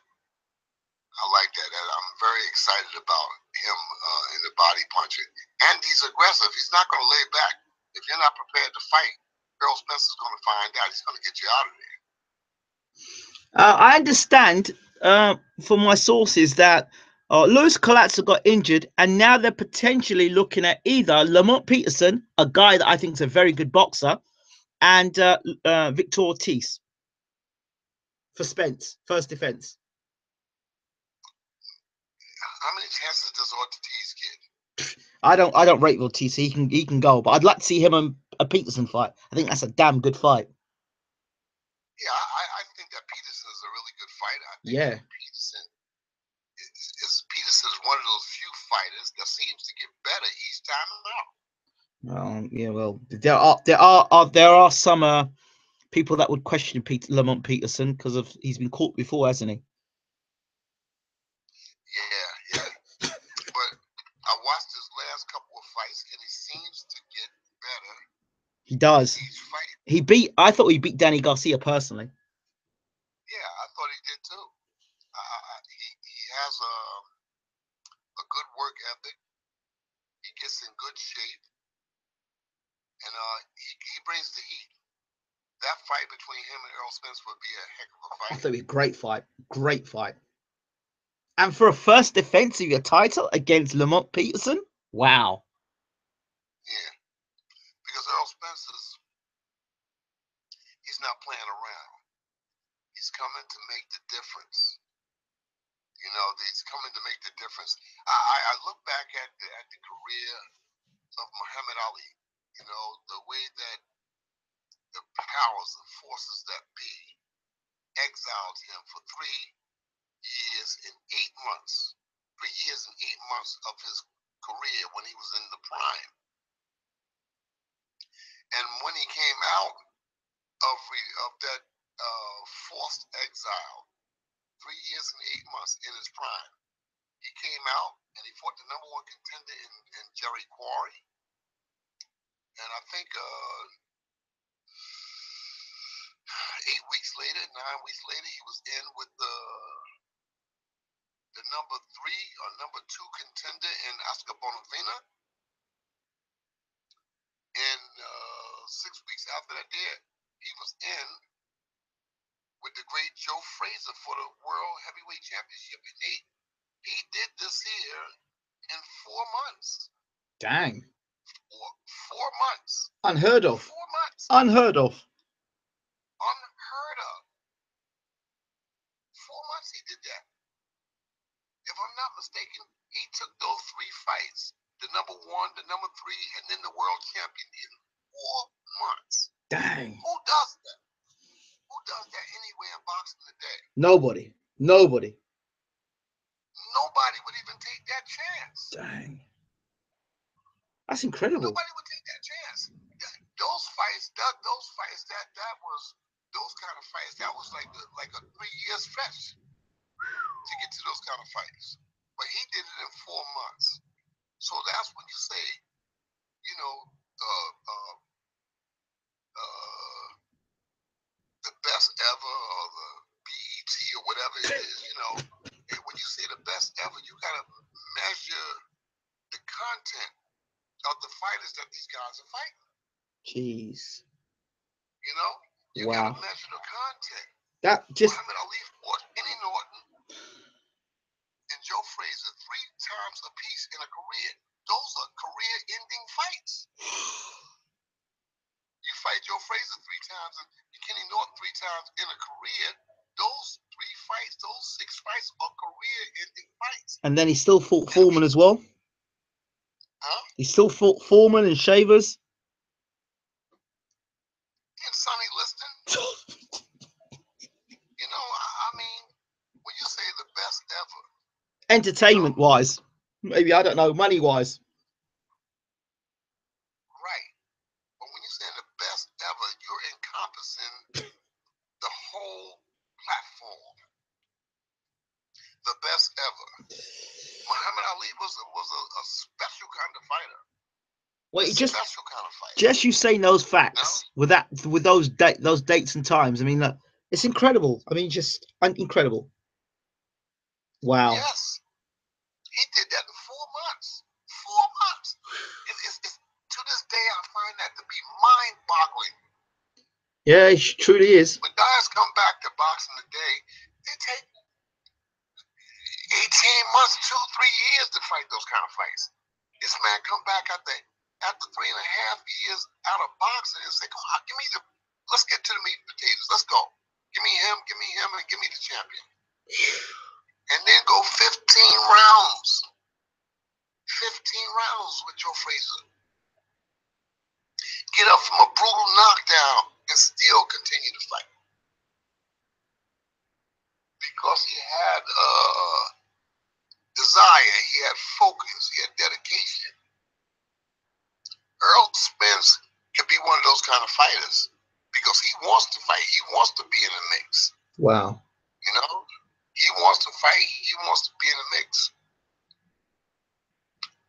Okay. You know, nowadays, you know, people take different roads to get where they're going. You know, but I think that Spence has the attributes to be an all-time great. Okay. Do you have any thoughts on Marius Breedis versus Mike Perez? Good fight. good fight. Really good fight. Mikey Perez and Breeders, something's going to happen in that fight. You know, it's not. That's not going points. Huh? That's not going to points. No, that's not. No. Somebody's getting knocked out. Something's going to happen in that fight, and it's going to happen in the first 5 rounds. I trained Mikey Perez for one fight. Yes. The Travis Walker fight. Okay. And man, let me tell you something. This guy can punch. You know, I worked with him prior to the Travis Walker fight. And to be a little small guy like that there, he packs a heck of a punch. And I've also worked with Marius Breeders. Oh, okay. I've worked with both of these guys. And Marius Breeders is nobody, nothing to sneeze at. This guy can fight. And will fight. So that cruiserweight tournament is shaping up to be a great tournament. It's a great injection to the sport of boxing. I think that more tournaments like that needs to take place. I love it. I love this. I like the mixture because it's the best versus the best. Absolutely. I think that's about it. It's been a long. We started at I think 6 o'clock. Oh, who's the hardest puncher you've worked? We haven't even scratched the surface when it comes to this cruiserweight tournament. I know. We haven't even scratched the surface. That's a volatile mix. I'm just waiting. I'm salivating. I'm waiting for these fights to happen. These are great fights. That's what I think we should do. I think we should do we've done this. We've had a nice background. We've talked about Vlad Sirenko. We've talked about you talked yourself. We've given your team a good background. The people who don't know your team. So now I think we should do another interview. Probably maybe tomorrow when you're available. Unless you specifically. I think I got the best team. I think I got the best team in boxing right now. Okay. Who am I to argue with you? I think I got the best team in boxing right now. People don't know emotions and collaboration and association and contributions from each guy to the other guy is what makes a great team. That our horses are pulling in one row. We're not pulling away. We're pulling in. We're tightening our belts to be the best that's out there. And when we go before the world, we want the world to see the best team in boxing. Everybody is working side by side to make it happen. Everybody working side by side to make it happen. I've got somebody who's just tuned in. His name's Daniel Mullen, and he says, "Who's the hardest hitter that you've ever worked with?"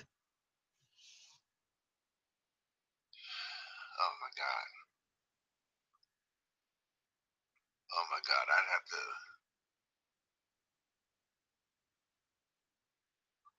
That's a very, very, very difficult question. But Lennox Lewis and Latimer Klitschko, they would have to be the hardest punches that I ever worked with. You know, Lennox Lewis and Latimer Klitschko would have to be. And I'm still very close to both guys. I'm still very close to Lennox Lewis and still very close to Latimer Klitschko. I mean, when we on the phone, when we talk a lot on the phone, we communicate. Wherever they are in the world, they always answer my calls. You know? But I would think that those guys were the 2 hardest punches that I ever worked with. Wow. Uncle Bashir, I'm going to stop you right there for now. And I think what we're going to do is do another interview. Probably not today, but we'll do another interview with you. And really, let's look at breaking down the cruiserweight division and each fighter one by one for our viewers, and then we can do as well a breakdown for the super middleweight division as well. I want to go on record to say that in my mind, that the cruiserweight division are the hardest punches in the sport of boxing today, pound for pound. When you think about punching power, the cruiserweights are explosive.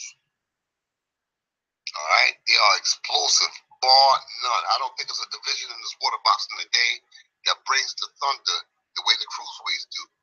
Because when the cruiserweights catch one another right, it's game over. You know? So yeah, I anticipate discussing the cruiserweights, and I'm very, very excited about this Muhammad Ali trophy. I'm very, very excited. I can hardly wait for it to happen. You know? Absolutely. I can hardly wait. You know, I mean, sometimes different things could be a blessing or it could be a curse. Who knows? Sergey and Usyk might be a blessing. Sergey is an aggressive guy. You know, he's an aggressive guy, and he might fuel Usyk to new heights. My thing in boxing is boxing. Boxing first. Boxing first. Punching and all the other stuff comes secondary to me. But my rule is, my way is, my passion is boxing. The etiquettes of boxing.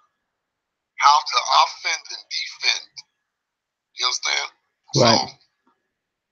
So, Sergey working with Usyk could be a blessing or it could be a curse. curse. Time will tell.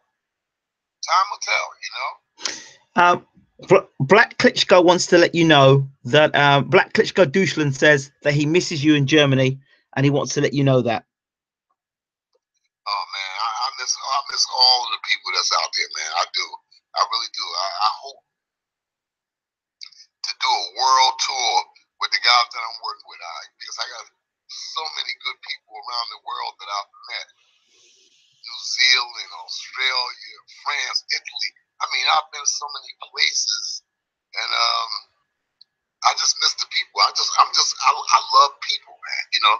So yeah, kudos to that guy. You know that he's looking out for me, because I feel the same way. I love people, and anybody that I've ever met or entertained knows that I love people. That I'm not a fake. You know, I love people. Mikey says, "Don't kid yourself, Uncle James. Usyk ain't improving without you. Absolute curse."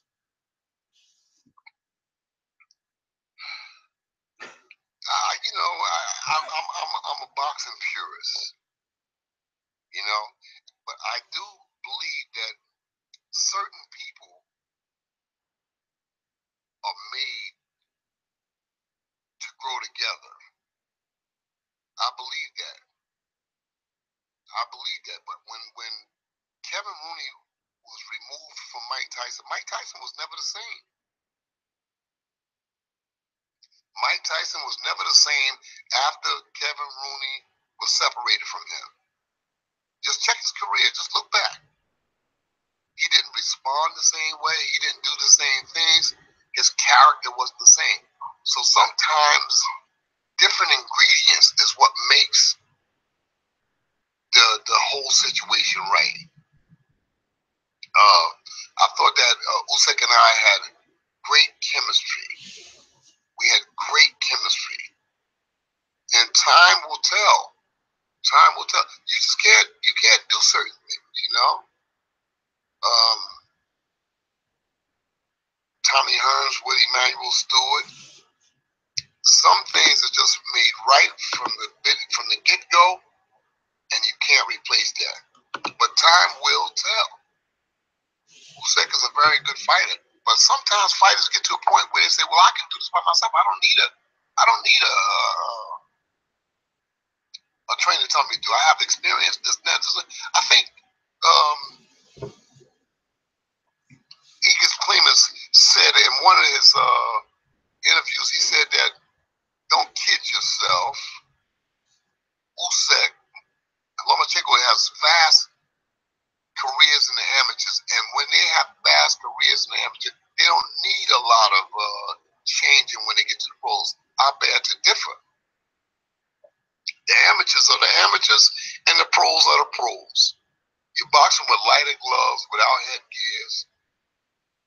So I beg to differ. When you get to the pros, there are different things about the professional ranks that you have to call on. You understand? You have to get better as a pro. You have to learn the tricks of the trade of a pro. The things that I'm working with Vlad, Sirenko, Ruann Visser, right now, the tricks of the trade is the key. And there are a lot of things that's missing. When guys come from the amateurs to the pros, many of them are still boxing like amateurs. That's because the pros that they're boxing hasn't been taught the tricks of the trade. So how bad it different? Because you had a lot of amateur fights doesn't mean anything in the pros. In the pros, it doesn't mean anything. All right? And if you think I'm jabbing, just check what happened to Badu Jack early in his career. He got clipped and he was out of there. You know what I'm saying? Because he was approaching it like he was still in the amateurs. No, you're in the pros now. So yeah, it takes a lot. You know, it takes a lot. It takes tutelage. That's why they say there's an amateur trainer and there's a pro trainer. Teachers and teaching. That's the key to the whole effort. This will be the final question of the night. I think it's quite an interesting one.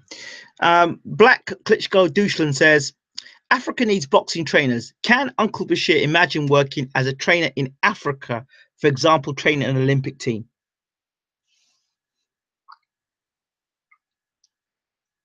I was down in South Africa with the Visser family. And I didn't see a lot in South Africa that I was attracted to. There's some good trainers down there, but they're far and few in between. You know, they know who they are. I don't have to call no names. But it was far and few in between. They can all stand to be taught some lessons about the pro game.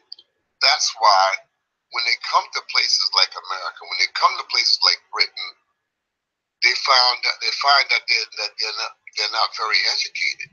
Mm-hmm. You know, they're not very educated. For instance, I was down in South Africa with Vlad's last fight, and I was in the locker room, and I watched one of the trainers doing this pad work with a young boxer. The guy was number 4 on the card, number 5 on the card, but the guy was in there training the guy 2 hours before the show started. And this kid was sweating profusely. And I said, well, why is he training him in the fight?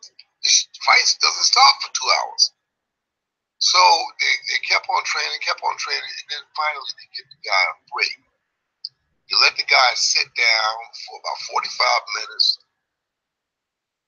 sweat, he cools down, sweat dries up, and then when the show starts, he starts doing the pad work again. Now he's breaking the sweat again. And the kid goes out to the fight, and he gets knocked out in the first round. I said, I don't understand the logic. Why would he do that? I guess they thought they was making it better, you know. But like I said, there's limited teaching in South Africa. There's limited teaching in New Zealand, Australia. I've been these places. I've watched. I've observed. I have observed, and there's limited teaching, you know, in all of these places. Limited teaching, because a lot of times, I think you asked Vlad a question. A lot of times, or either Ruben, you asked one of them a question. A lot of times, the growth can't take place until you have willing participants. In other words, a person's got to know that they don't know and ask for help. When you ask for help, that's when the growth starts. But you got a lot of people that in the sport that come in with that I know attitude. I know, I don't need nobody to tell me. I know, this is how I do it. And as a result, the boxers are limited when they go out to the world. I see lots of guys out there who have limited knowledge, and when they get out there under the big lights, it shows up. So it all shows up in the final stages of the fight, because they run out of things to tell the fight. I always asked, ever since I was a young man, I always asked. If I didn't understand something, I'd say, Mr. Black, Mr. Shirley, or whoever, I would just go and ask, why did you tell the fighter to do that? At this critical time in the fight, why did you tell the guy to do that? For what reason? I want to know the logic of him telling the fighter a critical thing at a critical time in the fight. Why did you tell him to do that? And then I would go back in my own mind and say, aha, that's right. Okay, yeah, I see now. That's how you learn. You learn by asking questions. But you got guys that come into sport, 25, 30, 35 years old. They come into sport and they think they know it all. You can't talk to them. When I talk to Ruann or Ruben or Vlad in the gym, I always talk to them close up. Because I'm not there to train, as I said to you many times, I'm not here to train trainers. Because I don't know when I'm going to be on the opposite side of the ring. So I don't want to that's true. give nobody nothing that I earned. I earned the knowledge that I have, and I don't want to just give it away. The game is to be sold and not told. So I go up to them and I talk to them in person, close up. Because the average trainer, you sell them something now. Oh, I knew that. I knew that already. I didn't need you to tell me that. Then we'll find out. We'll find out when the bell rings. Uncle Bashir, we have been on and we've done this show, and it's a record 3 hours and 24 minutes. And there's so much I still want to talk to you about, but we have to end the show. There is a fight tonight, by the way. Friend of the show, Carson Jones fights Antonio Margarito tonight. Any thoughts? It's a good fight, but I think Carson Jones beats Margarito.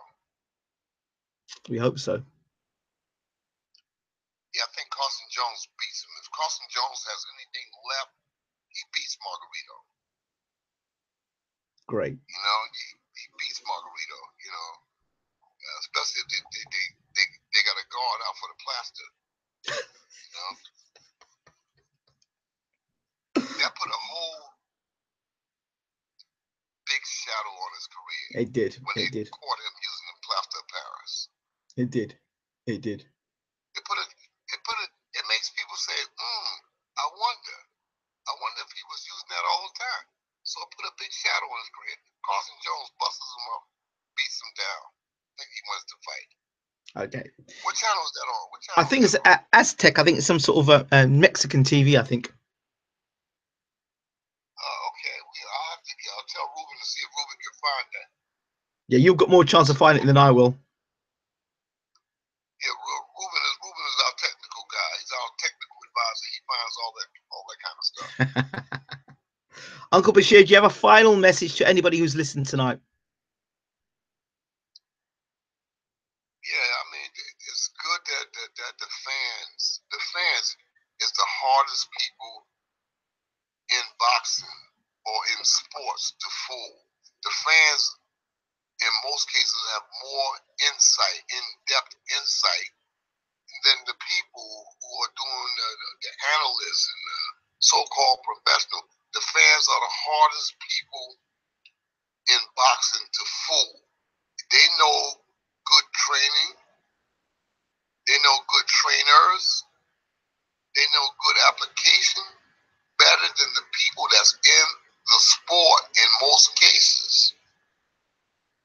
So I applaud those people, those boxing people, those boxing fans. I applaud them heavily, and just keep watching, keep supporting boxing. There's more to come. Uncle Bashir, one favor I'm going to ask of you. I don't know if you're available tomorrow, but could we possibly look at the cruiserweight division tomorrow in terms of the World Boxing Super Series? Yeah, certainly. Okay, so if we did, Vegas. I'm in Vegas. So let's do tomorrow, and let's make that another part. Man, I'm in Vegas. I'm under the palm trees. You understand? I'm relaxed. Everything is going well. I got a good team here. I'm so relaxed, you know, and I'm anxious to do it. So yeah, let's do it. I'm big on this cruiserweight tournament. Well, let's do it. Big on it. Let's get it because. Go ahead. All right.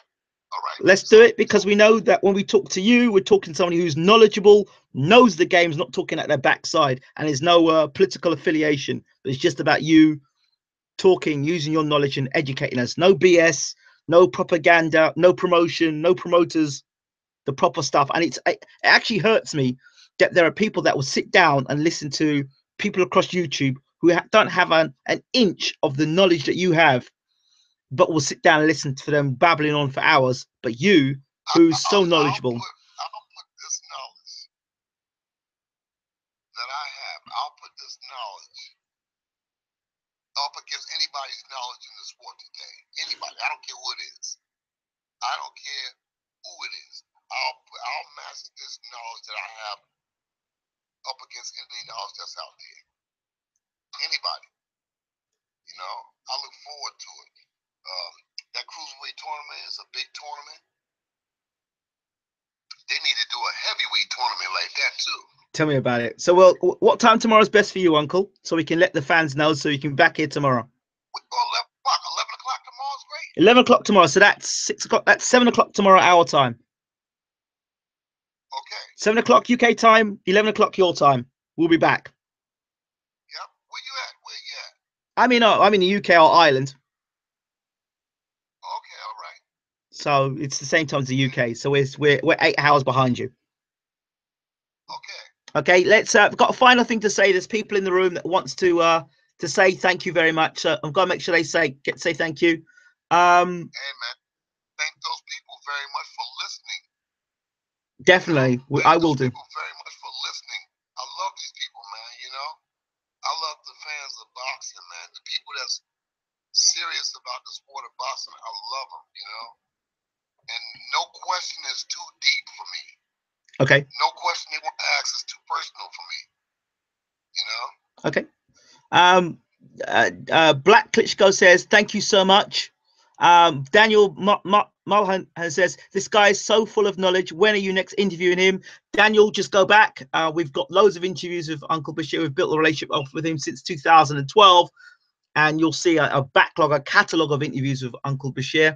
Black Klitschko continues saying, thanks, great fighters, Hall of Fame trainer, Uncle Bashir, respect. Great questions, lovely interview, thanks so much. He goes, Uncle Bashir, thank you so much for what you have contributed to boxing. Your honest insight, foresight, wisdom, intelligence, you are a motivator and great inspiration for all up-and-coming prospects. Oh man, thank you. Thank you to all of the people in the listening audience. You know, we're gonna try to do the best job that we can.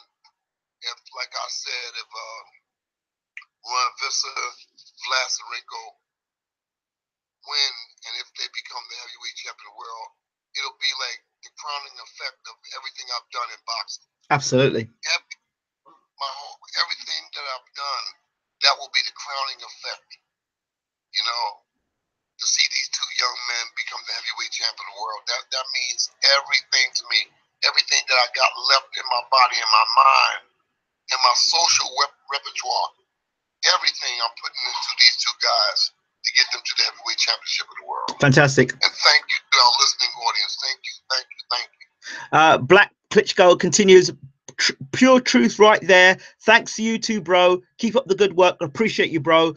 Daniel Moran says, thank you very much. We'll be tuning in tomorrow at 6 p.m. Well, that's 7 p.m. because Uncle Bashir said 11 a.m. his time, 7 p.m. UK time. We appreciate you, the interview. That's me, Ingram Jones. Great questions. Great being here. I'm touched. And music quo says, Chuo says, much appreciated, sir. Yep, that's it. Uncle Bashir, thank you so much. You're welcome. And welcome to the listening audience. And we'll talk to you tomorrow. We all thank you. We all thank all of you for listening. And we look forward to seeing you again. Uncle Bashir and Team Bashir will talk to you tomorrow. Take care. Okay, bye-bye.